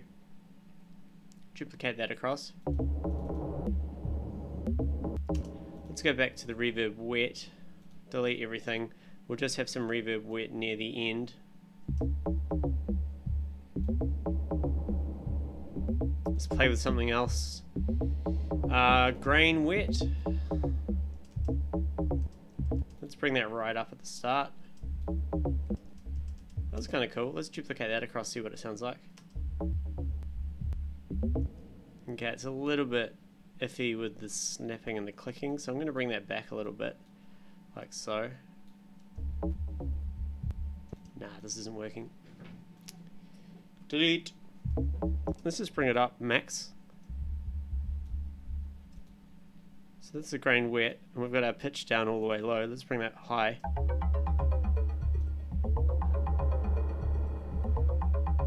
That's quite cool.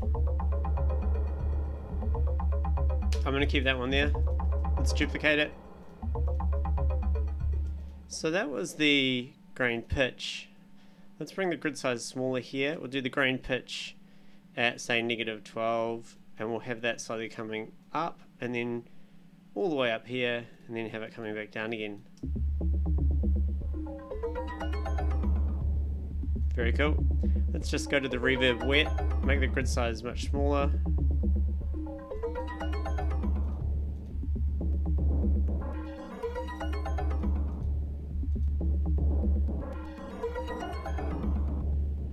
Sounds good to me. I'm just going to get rid of all the reverb wet for this one.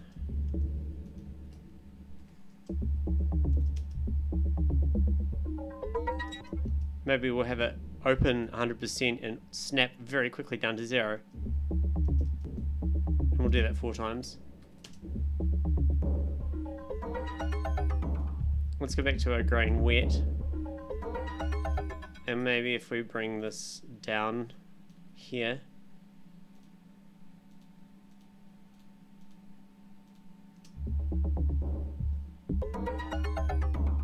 Maybe not all the way down.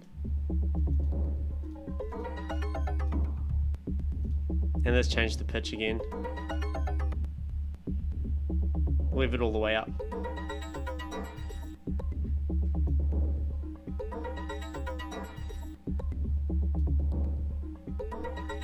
Very good, so I'm going to duplicate those 4, and this time we'll play with the time. So this one here.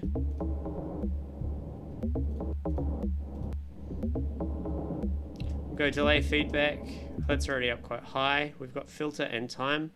So the wetness, we'll have it open right at the start. I should do it this way.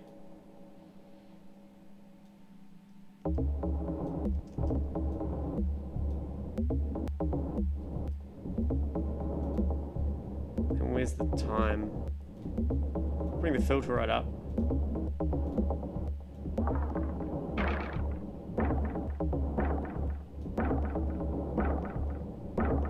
Change the grid size.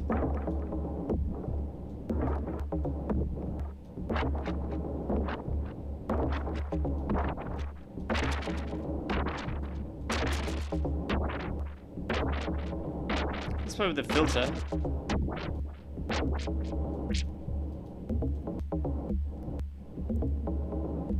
It's too much apparently.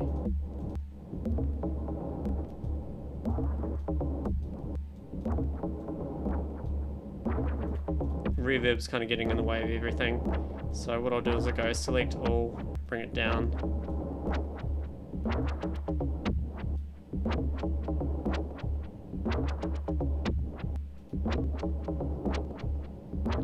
Okay, that'll do. This one here. Let's go to the delay feedback again. I like the feedback being very high. 100 is risky. We'll go 99. Very good, and then we'll just have that coming all the way up here.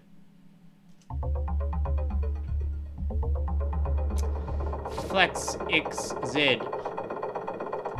That's why 100% is risky. Hi Tom, for those classical acid sounds, do you prefer using a 303 emulator, or do you recreate the acid sound in Operator? Pretty much recreate it in Operator, yeah, if I can. I mean, I'm not a big acid fan. I'll probably make an acid thing in this thing, but to me acid just means lots of resonance really, and done in a nice way. There's some people out there that are going to hate me for saying that, but you know, what's up Rita on YouTube, how you doing? Glad you can catch the live stream. We're just doing some dummy clips at the moment, so it's a little bit, oh, it's kind of entertaining I think. Is that the same as this one? Nope.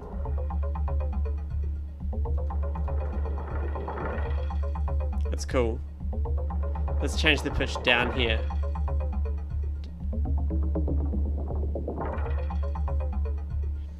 And where is the reverb wet? What I'm going to do is bring it out. So I'm going to gate it. Like this. Okay, that's good enough, this one. Let me get rid of this reverb. Let's just have lots of reverb right at the end.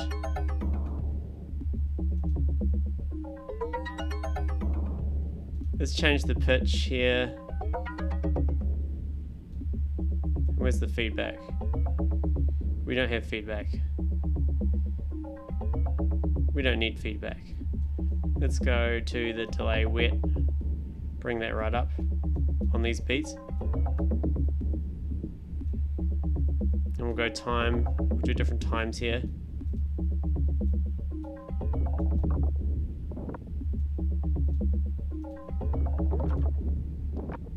Let's get rid of these points.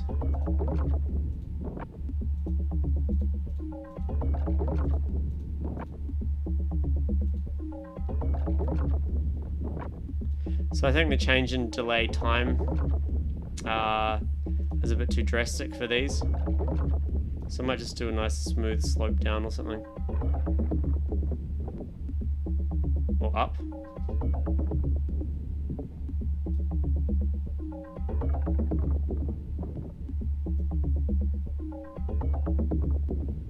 Let's bring the feedback all the way up for that last part.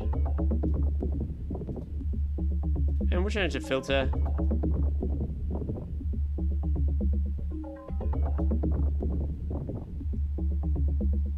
What convinced me to not get another Mac? I wanted a touchscreen, basically. That was like number one. The fact that for the same price as a new MacBook Pro, I could get a computer with nearly double the specs. I think it's got like a 6GB graphics card, GTX something in it. I don't know. It's way faster. I don't know, Macs are just, and they don't have all the ports I need. I need 2 USB 3 ports. I need 1 HDMI port for sure. I need an SD card slot. I need these things. And I also had about 1 hour to decide and 1 hour to go out and buy, or else I'd be totally screwed with time. So impulse buying had a lot to do with it as well. We'll keep that one. It's not that exciting, but we'll keep it. I'm going to get rid of the grain wet here. We'll keep away from the grain delay for this last one, I think, because it's a little bit too much.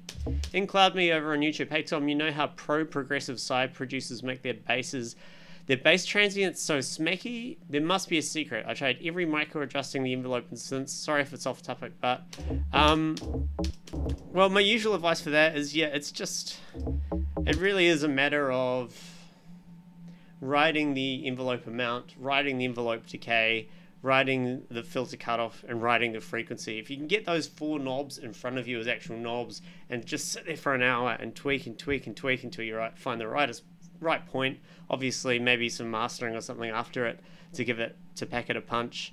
But I've always found that the slightest difference in decay time or the slightest difference in envelope amount can really make or break a progressive side baseline, in my opinion.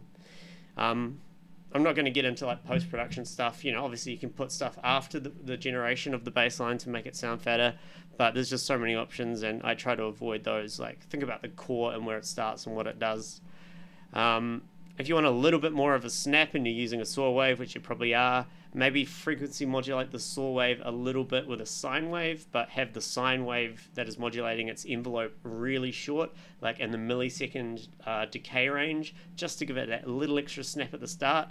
And if you want, you can take some of the higher frequencies of the bass snap sound, so dugga dugga dugga dugga, each one of those sounds, take some of the high frequencies and widen them a little bit in the spatial field. So you don't need to widen the bass, keep that mono, but actually get a little bit of delay happening or a little bit of spatialness happening, and that can really make it seem a lot more alive.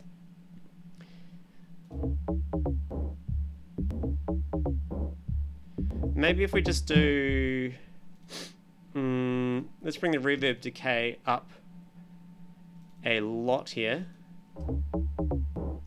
And let's go reverb wet, delete all. Let's go really fast. It's probably going to click like crazy, but we'll see how it goes. Yeah, sorry I can't be more in depth with that right now. I'm under a bit of pressure.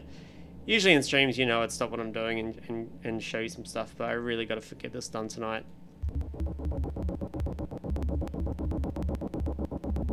There's a lot of clicks there. Let's try taking all of these, and I'm going to have to zoom in to do this, and dragging them all down to they're only 50%. We'll make it a saw wave instead. It's still going to click, but it should be once left off often, maybe. That's kind of cool.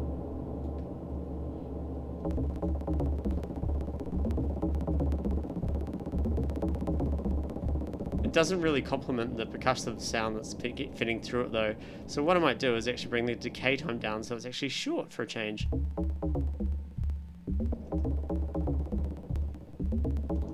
And let's see if maybe the delay wet can mask a little bit of that clicking.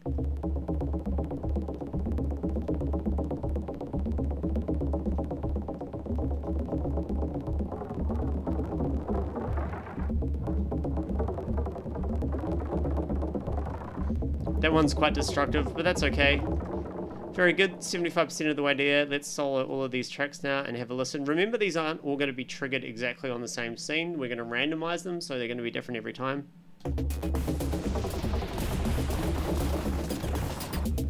And we need to make sure the follow action for these. Oops. No, I don't want a hot swap.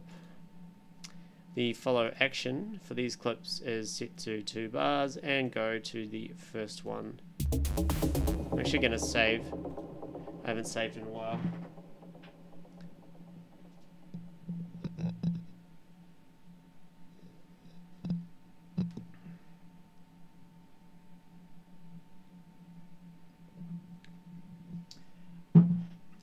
The macro maker or the dummy clip creator, I got 95% of the way there. I've nearly got it mastered, but that last 5% is just kicking my ass and it's not ready, and I've put too many hours into it, so I've created something different instead. If you haven't seen this yet, this is the beast that we've made here, which is pretty damn cool. But we're going to get into that later. I've got to get through these dummy clips, so let's go over to the synth. What do we have on the synth? We have low pass, high pass, reverb, reverb, frequency, frequency, frequency, frequency. Alright. Let's just go with some low pass first. Let's just do some random shit like this.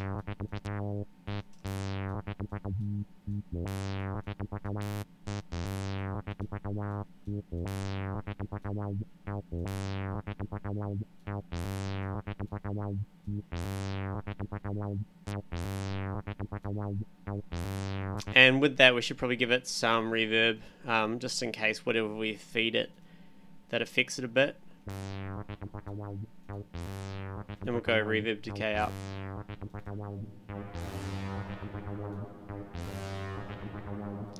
Oh, it needs to be 2 bars long as well, my bad. But that's all good. What we can do is go back to the low pass filter, and we can just have a sweep down and up. So using the pencil, go up like that.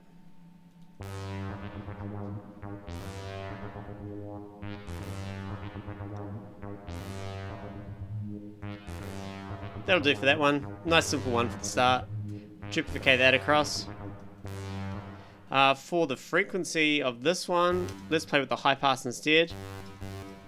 And let's do a sweep up like so. Maybe give this one a curve. We haven't been using curves very much. Give it a curve like that. Duplicate that. And then here we'll do a sweep up as well. But we will make that one half the size and give that a curve as well. So it's kind of 1, 2, 3, 4, dooka dooka doo doo, dooka dooka. That'll do. then we'll just have it coming down.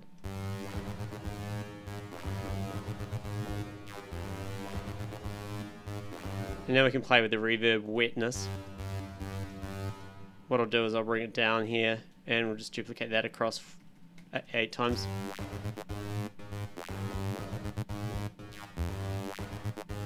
Alright, I'm happy with that one. Powering through these as much as I can. What's that? AGRG456. See you in Melbourne.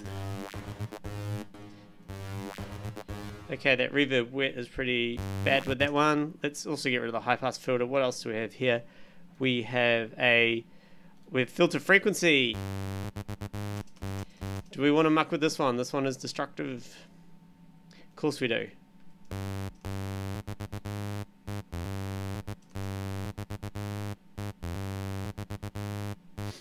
I believe we need a wet. Let's just give that on the offbeats like this a little bit of wetness. Is that going to work?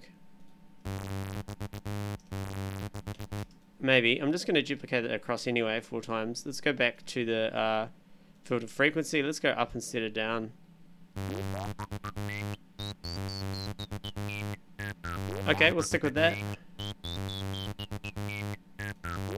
And we'll give it a bit of reverb. Change the grid size, we'll turn the reverb off. And the decay time, we'll bring it right up.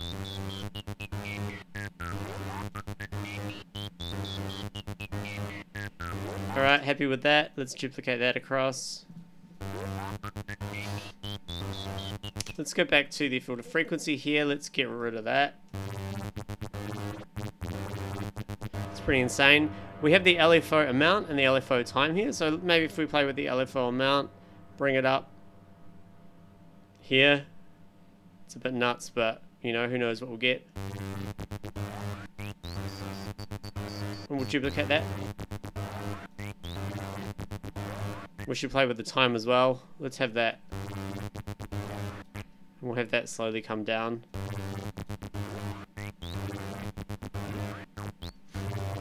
The reverb wet, we'll get rid of. We'll give it a little bit, but we'll make the decay really short.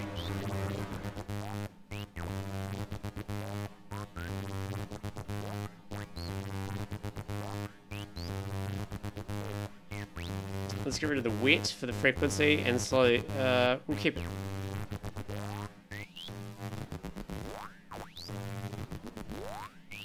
Not bad. That could be cool with a low pass filter as well. So we'll just do like a little sweep coming down halfway, well 75% and all the way back up. Maybe further. Whoa.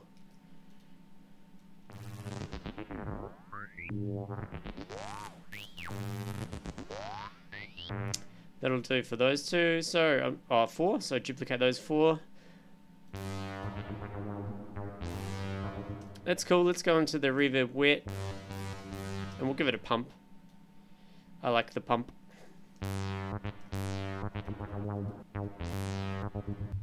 And let's change the low pass filter stuff. We'll use the pen tool and we'll just go down in increments like this for the first bar. And then we'll go up in increments like this for the second bar.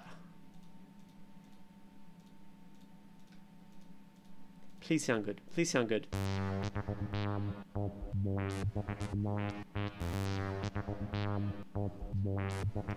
Let's try something even crazier. Let's make the grid size even smaller. And every second one, I'm going to click down. This is going to require quite a bit of concentration here.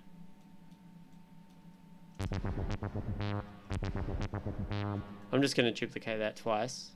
And then this one, we need to... Oh, we're going up, aren't we? So I need to do the same thing like that. 3, 4, 5, 6. Okay, let's duplicate that across. See how that sounds. Very good. What else do we have? Let's bring the frequency wet up and see what happens. Just for this part here.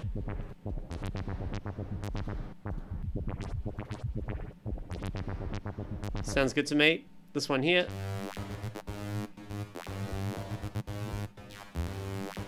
Let's make the reverb wet continuous. We're playing with the high pass. We're doing weird shit with the high pass. I'll remove that pattern. I'll do a similar thing to what I did before.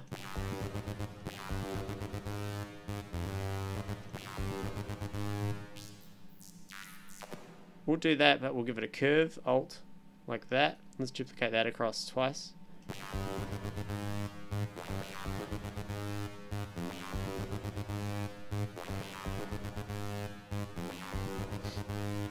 Let's play with the frequency wet again, that was kind of fun. What we'll do is we'll just have it go up a little bit, and then down a little bit.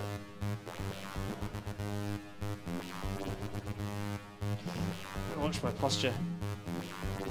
What's up, Schnoob? What's up in Cloud Me? Yeah, I have to manually do all the clips, but I'm only doing 1 bar and 2 bar clips.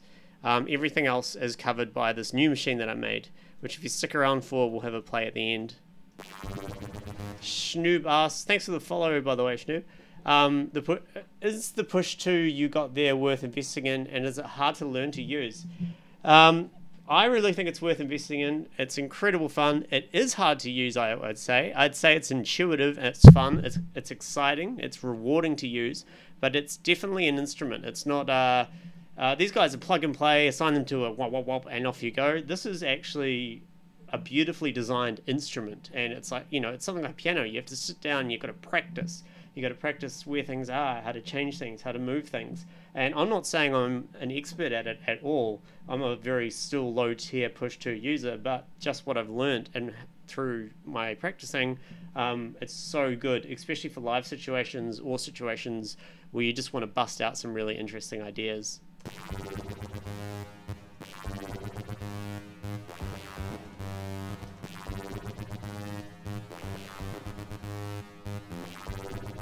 I think I might play with the reverb wetness at this point here. Let's just bring it down. I like the gating thing with it. I don't care if it clicks. No worries. Any tips on how to use it? Not right now, Schnoob, unfortunately. I'm very single focused on what I'm doing in this stream. Usually in my streams I would. But I'm really short on time at the moment, so I'm just focusing on what we're doing here.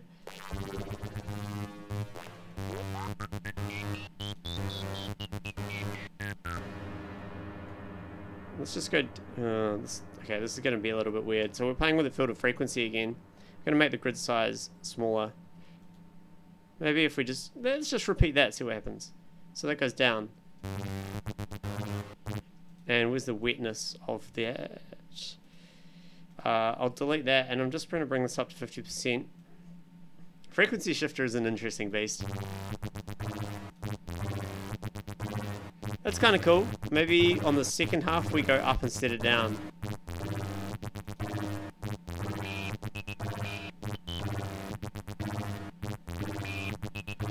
Very good. Where's the reverb wet? Okay, let's change this around a bit. We'll go like this instead.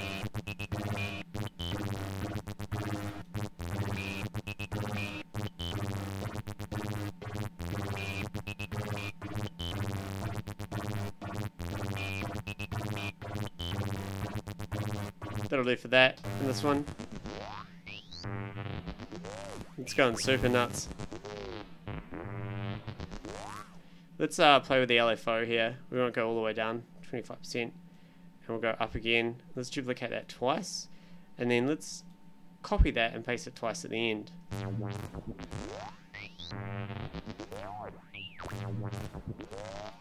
Maybe get rid of this one.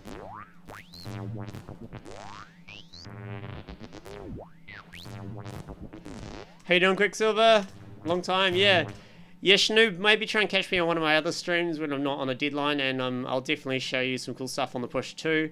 I will be using this on Friday and Saturday. I'll be live streaming using the Push 2 a lot once we've really developed the shell of this particular live set. Yeah, with the Push, as Neandra just said, watch someone who's really good at it use it and you'll just go, I need that. It's crazy. Where's our frequency? Let's change the time really slow for everything. So I'm going to go all delete for this.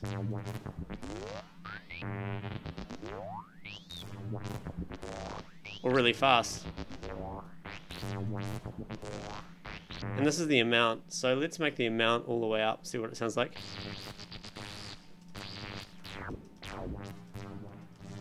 That's kind of cool. Oh, we're nearly there, guys.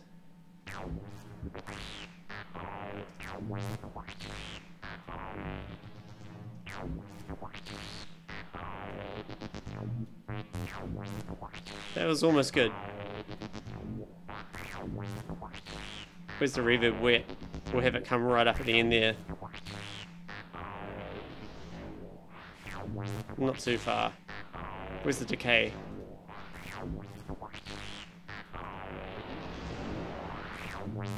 That's a good one for the last one. So again, select all these clips, follow action. After 2 bars, go to the first clip. And now we only have one more left to do, but let's have a listen to all of these ones together for fun. Just to give ourselves a little reward.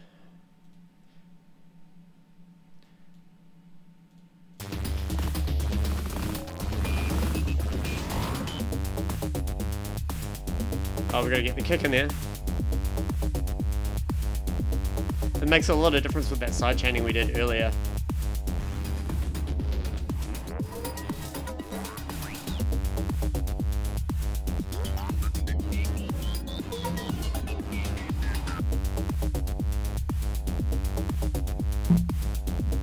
And yeah, just so you guys know, with these dummy clips on this launch control, these are going to randomly launch 1 bar fills. These are going to randomly launch 2 bar fills. When I say randomly launch, I mean it's randomly going to pick one of the 8 that I've done. So that means that every time we do a little quick fill, it's going to be different. Let's get the synth 2 out of the way and we are done. Okay, what do we have in the synth 2? We have delay, wet delay, time, redux, reverb, wet, reverb time, flanger feedback, and morph. Okay. So for the first one, let's just stick to something good. Let's just do a redux. And we'll keep it simple. Let's just do a nice sweep. Make sure that it's 2 bars long.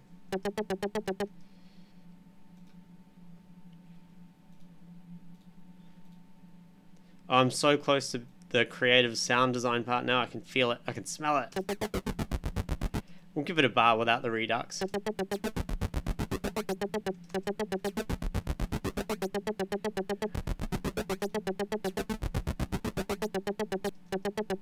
We'll give it a little hint here.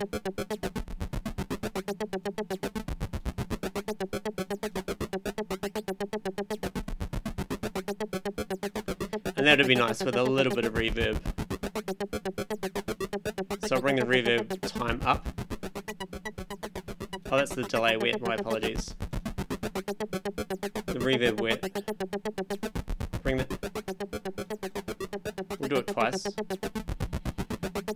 What did I just do? Redo, Control Y. And our delay time is here. Sorry, reverb time.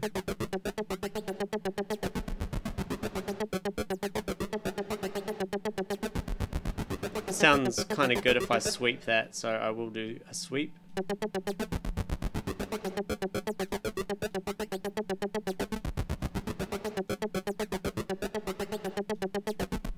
What if we go nuts? Sounds cool. Let's duplicate that across, play it. We'll go into our redux and we'll get rid of what we did. Again, let's just have maybe 4 little hints of it at the end. Good. What else do we have to play with? We have flanger time and flanger feedback. So does the flanger time, is the flanger already on, or I think flanger time is also controlling the on-off value of the flanger. I don't remember doing that, but that was clever. Good job, Tom.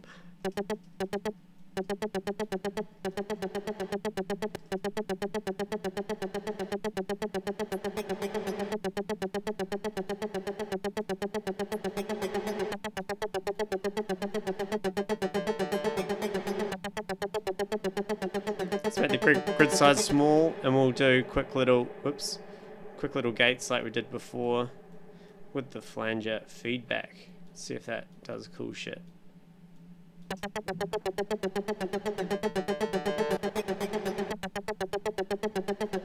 Okay, reverb time, reverb wet. The reverb wet I'm going to change to go here and then down. Don't need these points here. And then here, and we'll bring this one down. No, not all of you. That one down.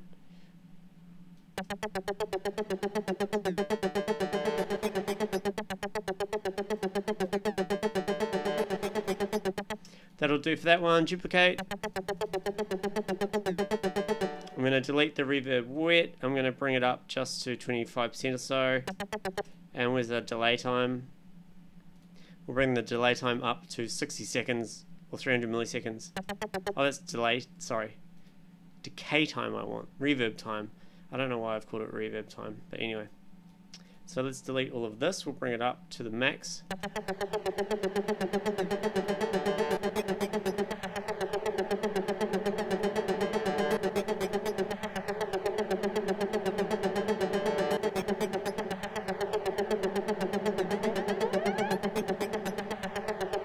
Okay, and this way with the flanger feedback again. I'm going to delete everything from this clip. Let's start really, really open here. Ooh, this might be bad.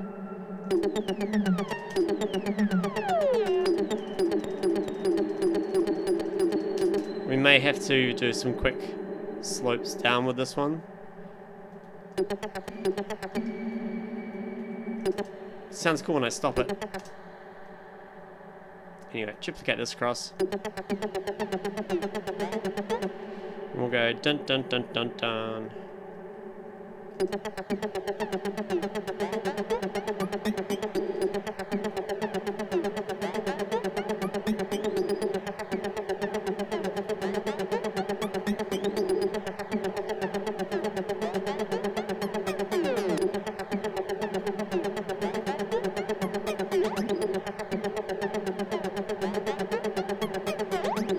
Reverb's a bit too dominating.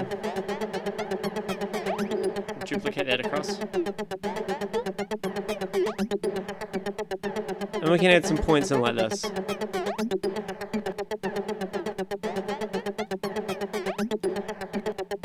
Maybe 4 even.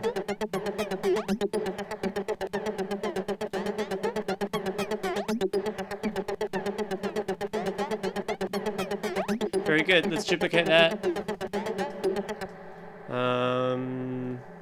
Flanger's getting on my nerves, so I'm going to bring the flanger time all the way down. What else have we got? We've got this morph one here.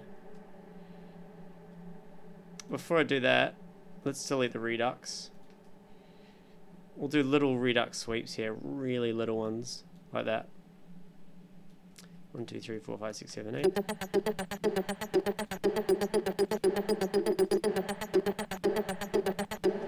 What's giving it that? Yeah, it's this. Okay, so I'm going to delete all the flanger stuff. Let's play with the morph. I'm not sure what this does, or how it's going to sound.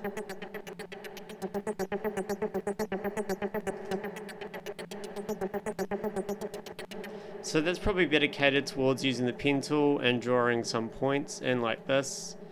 And then we'll do some random ones. Let's just duplicate that 4 times.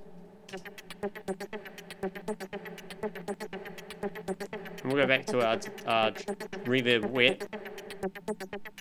We'll play with the delay here. So let's bring the delay wet all the way up. Or about there. And now we can play with the time.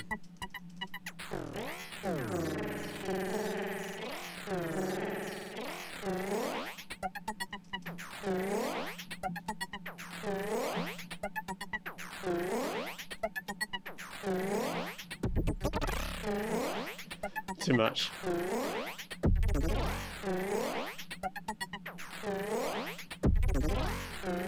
I like that, very good. So, finally let's duplicate those four. Let's listen to this one. So, the Redux is crazy, which is cool, but we don't want that for this one. I'm going to save my project. Alright.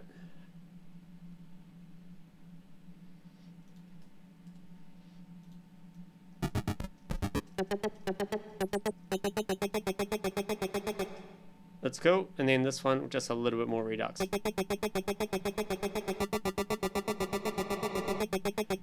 play with the reverb, dry wet. That was the delay. I keep making that mistake here. I'm going to delete this altogether. We'll do little pulses going up. How long have I been streaming for? Fuck, 2 hours. I didn't mean to stream for this long. This is supposed to be an hour job. But every stream I say that, so who cares? So I'm going to put a little bit of a curve down here before I stop. Yeah, like that. Before I duplicate it across.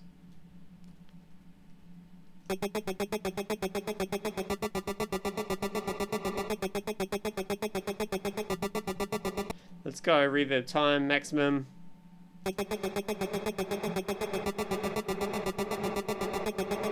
And let's get to that morph, and with the morph I'll use the pen tool and we'll just go up like this over these last 4 bars.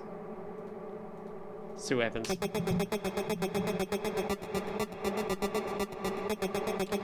Good enough. Let's listen to this one.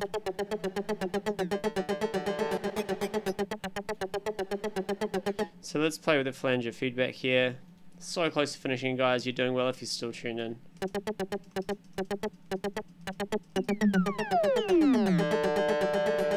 Okay, we'll go flanger time. Bring the grid size smaller. We'll just go dun dun dun dun.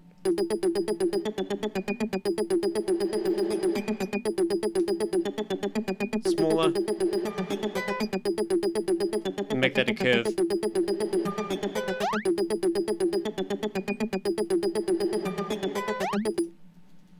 It's really screaming at us.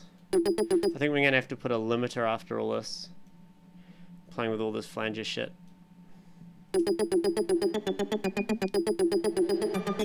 Right, last 2.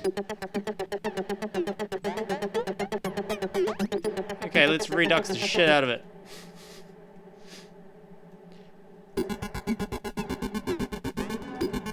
Make the grid size smaller. 1, 2, 3, 4. Duplicate. Smaller grid size. 1, 2, 3, 4, 5, 6, 7, 8.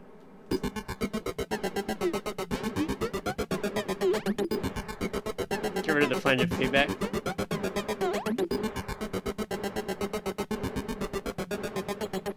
Very good. Last one. I'm ready to finish this off. So, delay time wet. We'll pump it. Give it a curve. Just a little one.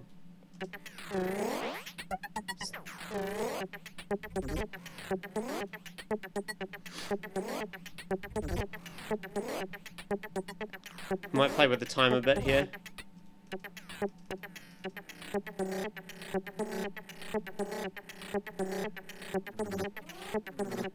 I like that. So let's duplicate that twice. And we'll just bring the reverb up at the end.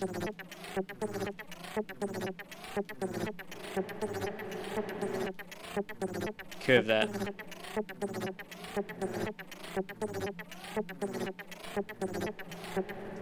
Very cool. All together. 2-bar dummy fillers complete. Oh yeah, make sure that we do the follow actions, of course, which I always forget. 2 bars, play the first step. Okay. So let's trigger one of these. Let's start from the start of the 2 bars and listen to them all.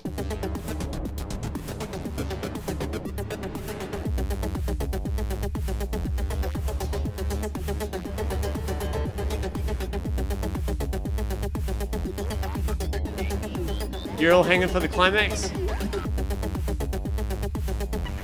The climax is going to be on Saturday night, so still got 5 days to go. 5 days to go. Yeah, they all sound pretty good together, I think. That one's quite disorienting, I like it.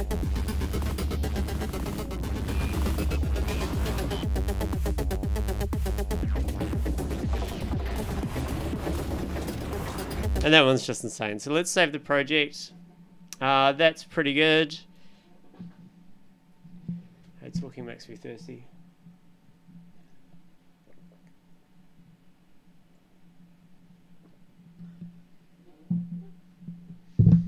Oops, excuse me.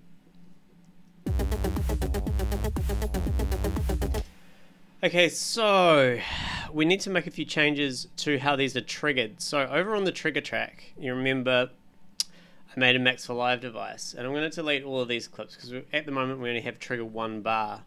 Now let's open up this device and have a look. Okay, that's huge. I apologize. Let's make it smaller. Let me figure out how to make things smaller in Windows for you guys. I'm not a Windows user. Let me get this into the right thing here. Okay, so what this was doing was listening for MIDI notes. When it got MIDI note 0, 1, 2, 3, 4, 5, 6, or 7, it triggers randomly those dummy clips. So I don't think I want that anymore. Yes, I do. So 0, 1, 2, 3, 4, 5, 6, and 7 is going to be 0, 1, 2, 3, 4, 5, 6, and 7. So that's still going to be random, and then this is going to be even more random. Okay. I need to think about this for 2 minutes. I'm going to be right back. Just a quick bathroom break. Hang on there, guys. We're nearly there. We're nearly there.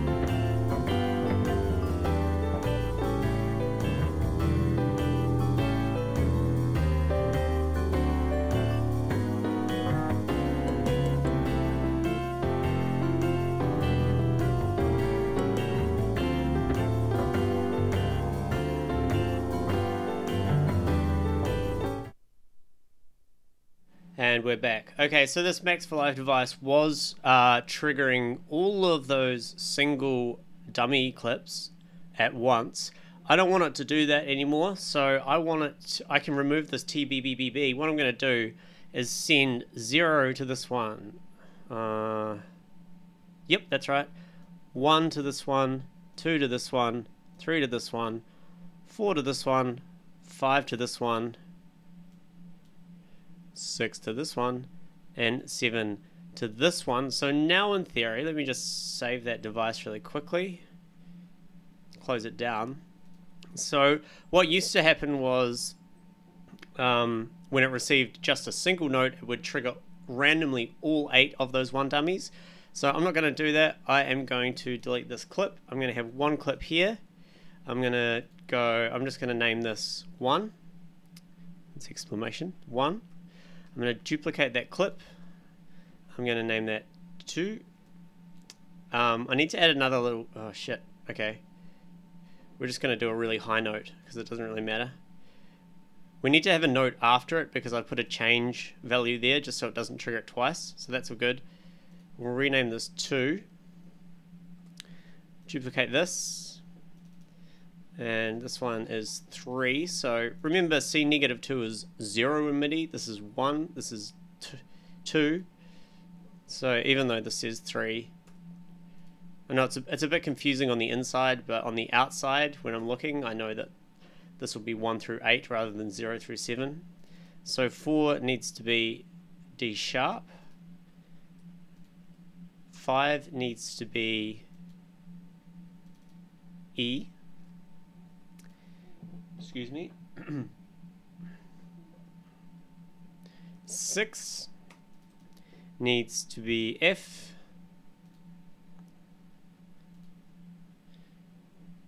What have I done here? Hang on. 3, 4, 5, 6. Yeah, okay. 7 needs to be F sharp. And 8 needs to be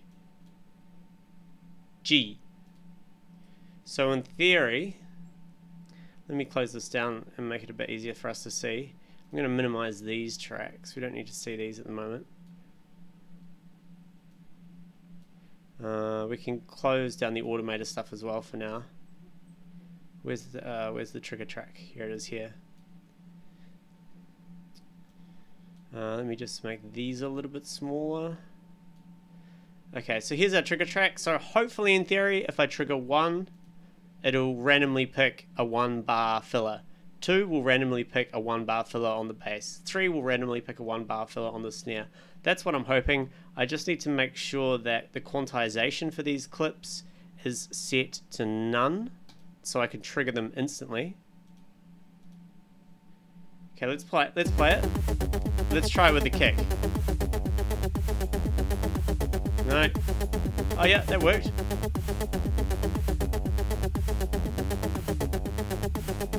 Very good. Let's try it again. Let's try it with the synth 2 instead. Very good. So that's what I want. Excellent. Now if I go into MIDI mode, trigger 1, that button, that button, that button, that button, that button, that button, that button, that button. So now I should be able to trigger random clips with my MIDI. Let's give that a go.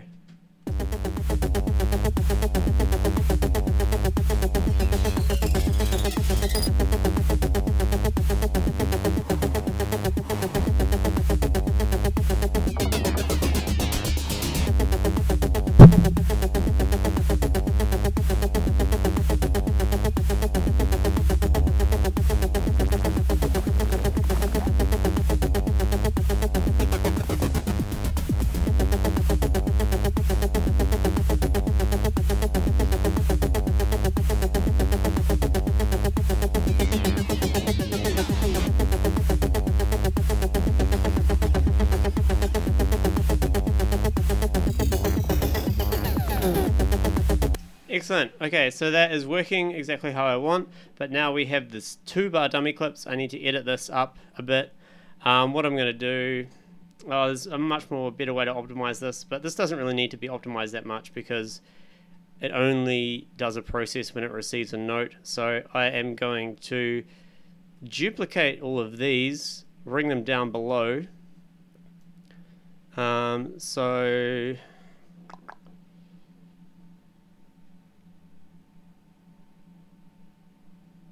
I have a +1, that's what I want. So these ones need to be +9,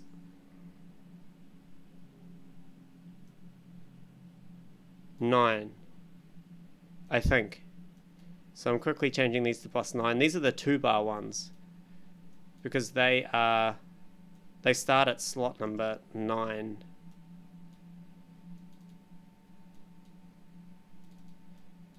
1 plus 8 is 9. So that should make sense. I also need to go into my select object here. CPU's jumping. It's all good as long as the audio is good. Yeah, I got a Windows laptop. I also need to now, in the select object, add the options 8, 9, 10, 11. Whoops. 8, 9, 10, 11, 12, 13, 14, and 15. And let me just select all of these. Whoops. Select all of these and bring them up a bit closer. So 8 needs to go here, 9 needs to go here, 10 needs to go here, 11, 12, 13, let's just drag this out, 14 and 15.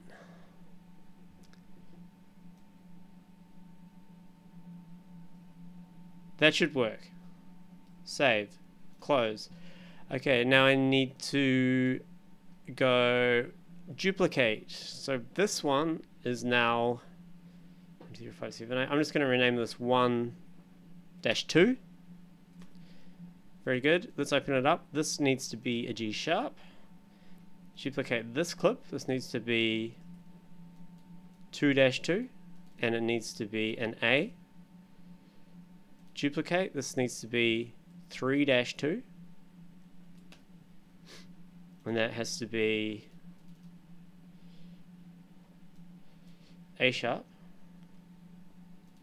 Duplicate, rename it to 4-2, and that has to be AB. Duplicate again, 5, that has to be a C, or C-1. Then we have good old 6, which will need to be a C sharp. Whoops, C sharp. 7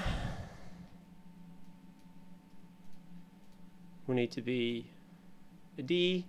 And finally, 8, which will need to be an D sharp or an E flat. So now in theory,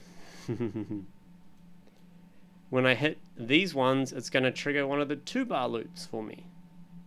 And these are set to loop. I don't want that, so I'm going to turn the looping off. Are these set to loops? These are set to loops too. We'll turn the looping off there as well. So let's try this. Let's hit this 1-2 and see if we get a random 2-bar kick filler, which we do.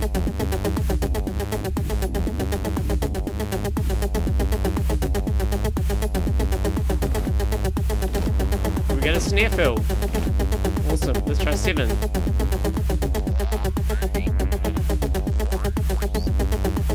Awesome. So now we can go into MIDI mode and we can map these ones to the bottom row. 1, 2, 3, 4, 5, 6, 7, 8. Okay. 1.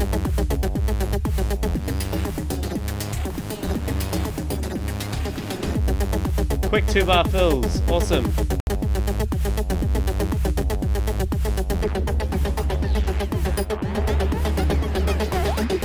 And it's different every time because of the randomization. Not every time, but enough.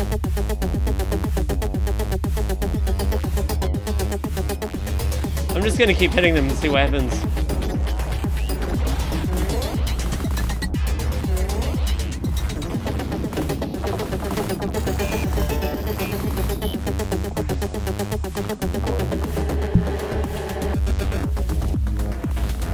And we're back.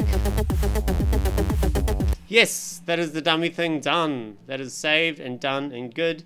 When I can't reach over there because my headphone cords won't reach. Well, I can, but it's kind of dumb. But that just means when I'm playing live, I can go boom and trigger them all, or I can just do the kick and the bass, or I can just do the 2 synths, percussion, you name it, or I can do 2-bar loops. So that's as far as I'm going to go with the dummy clips because it's really tedious drawing them in by hand until I crack the code for this device that I'm making.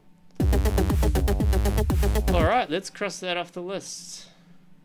Dummy clip fillers. Create 2-bar bar drops and adjust the max alive patch. That is done. That is done. That is done. That is done. That is done. Also, now the last thing I want to do here is tidy this up. So I want this to be fully ready for the next stream. So all I have to do is sound design it. And the way I'm going to do that is, let's just drag these out by 1. What's up, Shango? How you doing?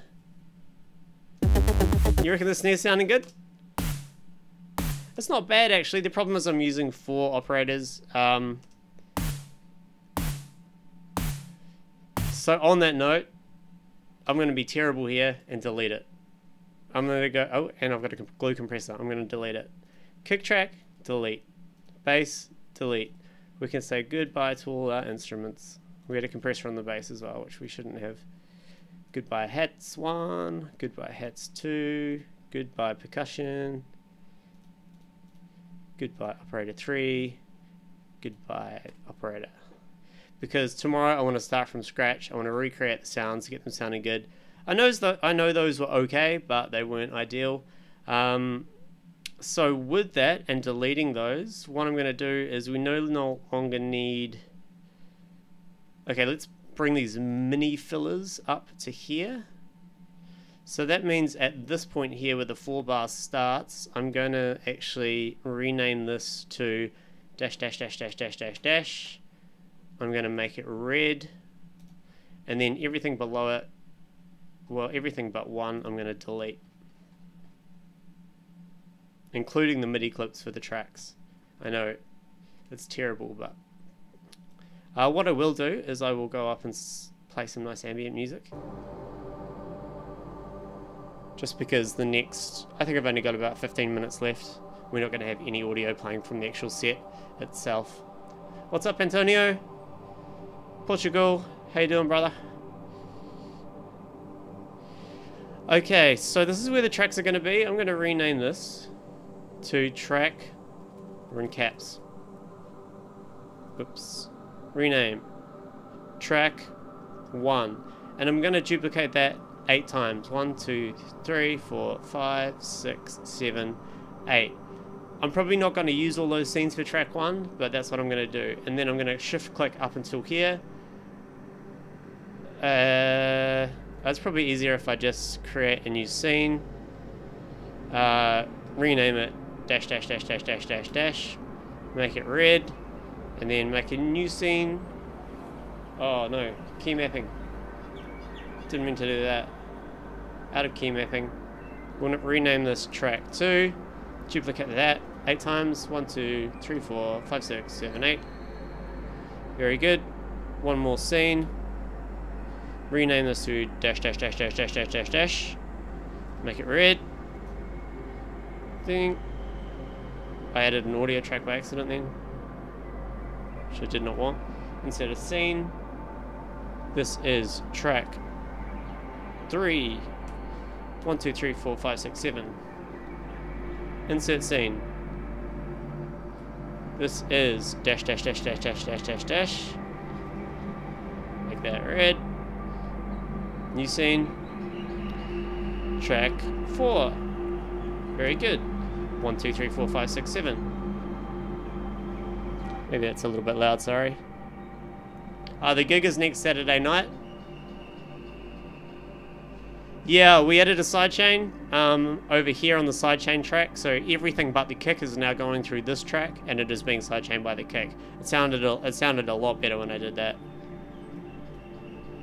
Back to where we were. One more scene here, and we will rename this to dash dash dash dash dash dash dash dash. Make it red. New scene. Track 5. Going as fast as I can. 1, 2, 3, 4, 5, 6, 7. Boom! New scene. Rename. Dash dash dash dash dash dash dash dash. We're gonna have 8. 8 of everything. New scene. Rename. Track 6. 1, 2, 3, 4, 5, 6, 7. New scene. Rename. Dash dash dash dash dash dash dash dash. Red. New scene. Rename. Track 7. 1, 2, 3, 4, 5, 6, 7. New scene. Rename. Dash, dash, dash, dash, dash, dash, dash, dash. Red. Dunk. New scene. Rename. Track. Too fast. Track 8. Da, da, da, da, da, da, da. Okay, we're getting somewhere. Thanks for the follow. Please play Bard now over on Twitch. Bard is one of my favorite characters as well. Not that I admit that I play LOL or anything. Yeah, when and where is the gig? The gig is next Saturday night. It is in Melbourne, Australia. It's a party called The World Beyond, which is a futuristic themed party with a very strong focus on the narrative and dress up. There's a lot of tech art exhibitions. It's really quite a tech, it's like a tech expo disguised as a nightclub party. It's really, really cool. All the artists are kind of expected to do something quite different, quite cool, quite futuristic. And this is going to be my contribution. This whole new improvised live techno set. What we're doing on Friday is we're going to be talking about these tracks where I'm going to be using my brainwave machine. So if you guys are familiar with the Ambitron or the Dream Stream, you'll know that I have an EEG brainwave machine that sends out modulation sources of my brainwaves. So these tracks are going to be drones and weird sounds that are going to be controlled by my brain as the actual dance floor I play my set. Okay, so that is tidy as far as the tracks go. What I'm going to do... oops, I stopped that by accident, sorry.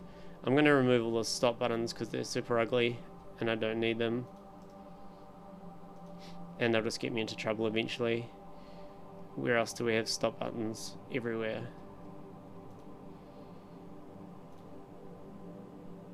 Yeah, we don't need any stop buttons.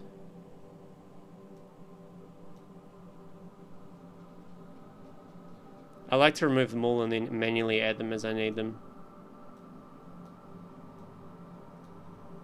Okay, that's looking a lot cleaner. Very good. Django, did something go wrong with your automation device? Saw you working on it earlier and it seemed promising. No, it's still there for sure. Let me just open it for you to show you. Here it is here. All still working perfectly. We've retuned it, so now it updates everything. Clear works perfectly. I can use my fingers on the touchscreen to add points at will, which is really cool. I can add curves. I can do all kinds of cool shit. So that's still there. We're just focusing on the final edges of the shell today, so I can start tomorrow and just do sound design. I don't want to have to do any work on the shell anymore. This is it after this live stream. I will be live streaming the set. I say that with 99.9% certainty. The guy's going to the venue tomorrow. He's going to check the internet connection. If that's not good enough, I'm going to sort out a 4G option so I can stream it using 4G, because I mean, this whole series I have to finish with the actual performance. In my mind, it's the ultimate way to finish a series like this, is to actually show me playing it to people. Okay, so now we've sorted out the scenes for our tracks. That's all good. What I'm going to do is I'm going to go into my kick track. The kick, the snare, the hat 1 and hat 2 are going to be drum racks. So what I'm going to do is get a drum rack, drag it into the kick track. Very good. What I'm going to do, they're all going to be operators. Everything is going to be operators. I'm going to try my hardest not to use any external effects on the actual synthesis tracks. Maybe an EQ. So what I'll do is I'll put, where's C1? I'm going to put an operator on C1. And I'm going to put an EQ8 after it. Which is here. That's a tube. Starting to get a bit tired now. I'm going to turn the EQ8 off by default and we'll collapse it. So that is on there. What I'm also going to do is turn off B, C, and D. We will turn them on as needed, but just in case I forget, it'll save us CPU power. And I'm going to copy that across 1, 2, 3, 4, 5, 6, 7, 8. And we should rename these to 1, 2, 3. I should probably do this. Kick 1. Oops. Kick 2. kick, 3. So this is all, yeah, housekeeping now. We're in housekeeping mode, which means we're almost at the end. Kick 5. Kick 6. Kick 7. And kick 8. Very good. And we'll call the drum rack kicks. So that means when I do get around to running the kick drum, I can open up my MIDI track, insert a MIDI clip, and make sure that I pick kick 1 like this. And then when we get onto track 2, down here, I can put in a MIDI clip and we can start playing kick 2, etc. And we can mix and match and do all that kind of stuff. But for now, I don't want to add a MIDI clip, so that's going to be tomorrow's job. So the kick, we're using a drum rack. We're also using a drum rack because we can use the drum sequencer and Ableton Push as well. So if I want to do random stuff on the fly, that is a good way to do it. What's up, Bart? How you doing? There, Redbit. I bet Drugs would give out some really unique modulations. Maybe, I don't know. I will leave that question, or that statement, untouched. What I'll do is I'll copy that across to the snare track.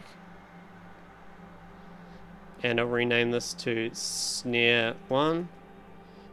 Tab doesn't work, unfortunately, in the drum rack. Snare 2. What I'll do to try and shortcut is copy that. Rename V3. Rename V4. Rename V5. Rename V6. Rename V7. Rename V8. Whoops. Control V8. And we'll rename this to snares. So these are all ready for the sound design. I'm going to copy this across to the hats track. Like show. I'm doing good. I'm doing good. I'm getting a bit tired now. So this is our hats.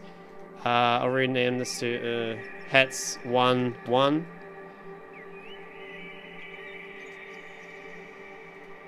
Okay, rename V hat 2. Rename V3. Control V3. Rename Control V4. Rename Control V5. Rename Control V6. Rename Control V7. And rename Control V8. So those operators are ready for the hats. We will call this hats 1. Let's copy this across as well to hats 2. These are the only ones I'm using drum racks in. The percussion one, I thought about whether I should use a drum rack, but I think for the percussion layer, it might actually have melodic content sometimes, like bells or, you know, kind of sounds that can be quite melodic, things like that. Why not have many hats in one channel for every track? More variation? No, I want to be able to have control over the close and the hi-hats. I've thought about this and experimented a lot, and this is definitely how I want it to be. I'm not interested in consolidating these down. These are the 8 layers that I need, which is all good. Okay, so on the bass track, I'm going to introduce an instrument rack, because we're going to be using, we'll use racks for the melodic stuff. I'll put in an operator here. I'm just going to rename this to hash because that'll give it a 1. Again, I'll put an EQ8 after it. I'll turn it off and collapse it, just if we need it. And turn off B, C, and D. And now I'm just going to go duplicate, duplicate, duplicate, and we'll just select all 4 of those and duplicate them. So now we have 8 operators. I'll need to go into my chain selector, and we'll move that across 1, move that across 2, that across 3, that across 4, that across to 5, and that across to 6, and that across to 7. Whoops. So that now means we can move between the different bass lines. I should really call these bass, so I wonder if I can do bass hash. No, I can't. So bass 1, bass 2, bass 3, bass 4, bass 5, bass 6, bass 7, and bass 8. We'll rename the instrument rack to bass 8.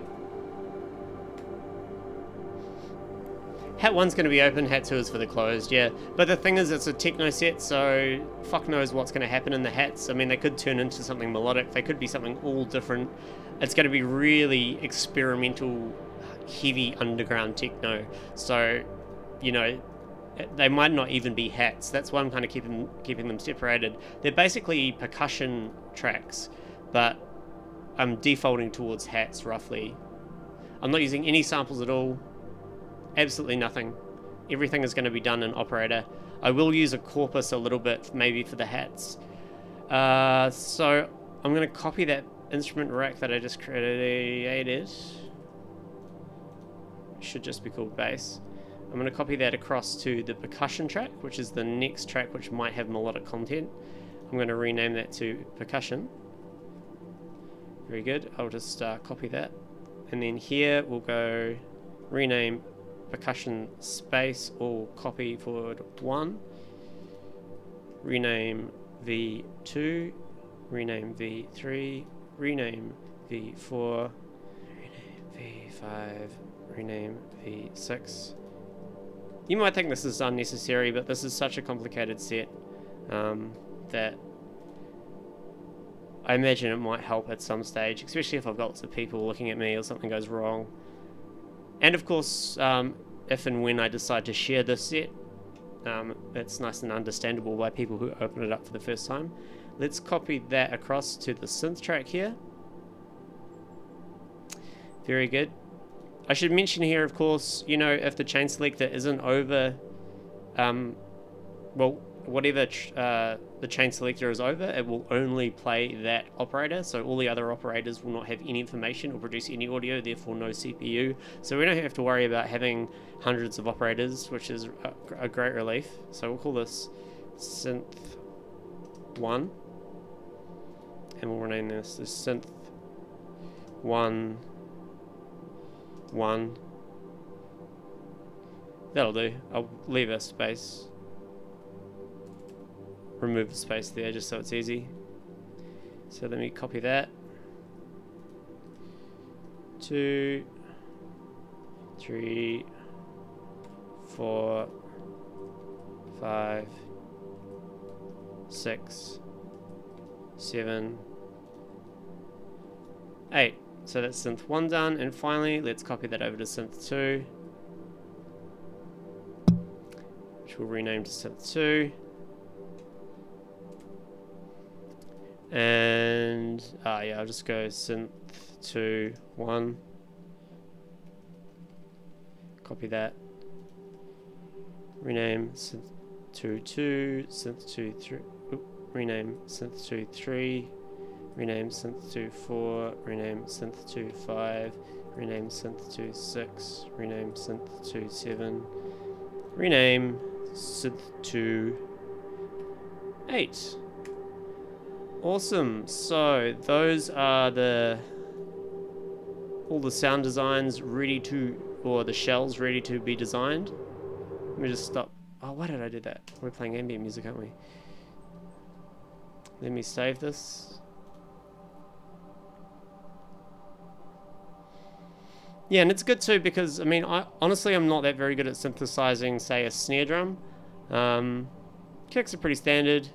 Hats are a bit complicated. Snares are pretty complicated. So it's going to be fun for me trying to make 8 different sounding snares. Because again, it's like strange experimental techno. I don't have to like get it perfectly. Quite keen to try and make a clap sound using, you know, delays and stuff. So that's all I need to do for the sound design part. The dummy clips are all sorted. Let's rename this to dummy, just to keep everything nice and clean. Or we'll name it to fills, because that's what we've been sticking with, the fills. Let's scroll across. And these are the automators. Auto will do, that's all good. We've got our side chaining. Now these here, what I'm going to do is, I'm going to have to be careful how I do this. Okay, I'm going to create a new MIDI track here. These are all going to be MIDI tracks. So I'm going to call this I'm going to call it morph 1, and then delete this. And then on morph 1, I'm going to add myself another operator. We'll just put an operator there for now. I'll drag these out a bit. So that's morph 1, rename morph 2, duplicate, rename morph 3, duplicate, rename morph 4, duplicate, rename morph 5. You might be wondering why I'm doing separate tracks for these when I was having instrument racks before. It's because I might want to have 2 going at the same time in this particular thing, because the brainwaves are going to be controlling the sound. There's going to be drones and evil sounds and things with texture that move a lot, so I might want to have more than one going at the same time, and thus why I'm keeping them as separate audio tracks, MIDI tracks. 7, and finally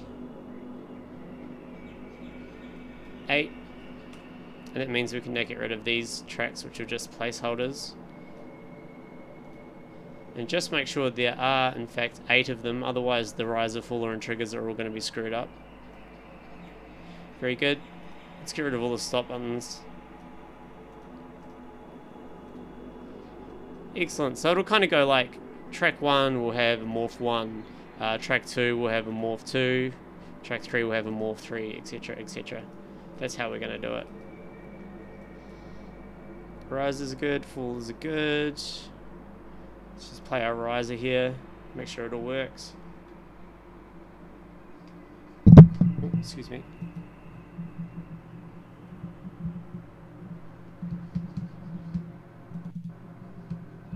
Why aren't we getting any sound out of our riser? Oh, it's turned off.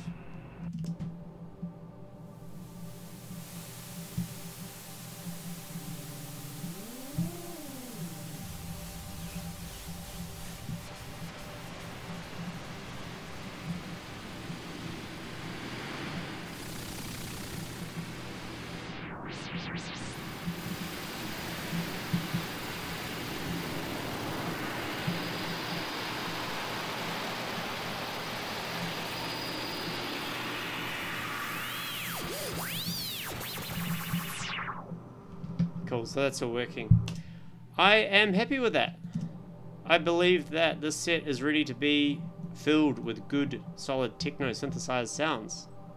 So I'm going to end the stream there on 3 minutes and 10 seconds, 3 hours and 10 minutes.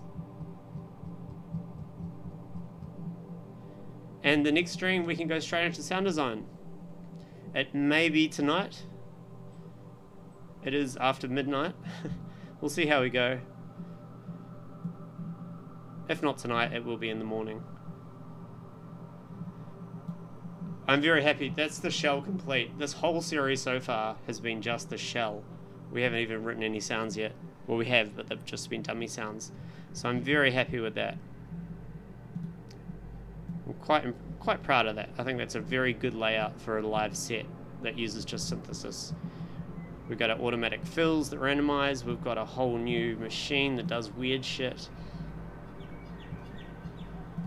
We've got some cool return tracks. And then on Friday, we can get some brainwaves modulating all the parameters of these guys. So that's going to be a lot of fun. So I'll end the stream there, guys. Thank you very much for tuning in. I hope that was interesting. Again, all procedural stuff, I know, but it's stuff you need to know. I really want to do a good job with this, so that's why I'm putting so much effort into the layout and whatnot. Anyway, I'll catch you guys later, whether it's in a few hours or whether it's tomorrow. I'll see you on the next stream, and if you have missed any of these, they are all on YouTube/CosmCosm. You can watch them sequentially, or you can watch them how you like. Catch you later, guys. Have a great night, evening, morning, afternoon. Peace out.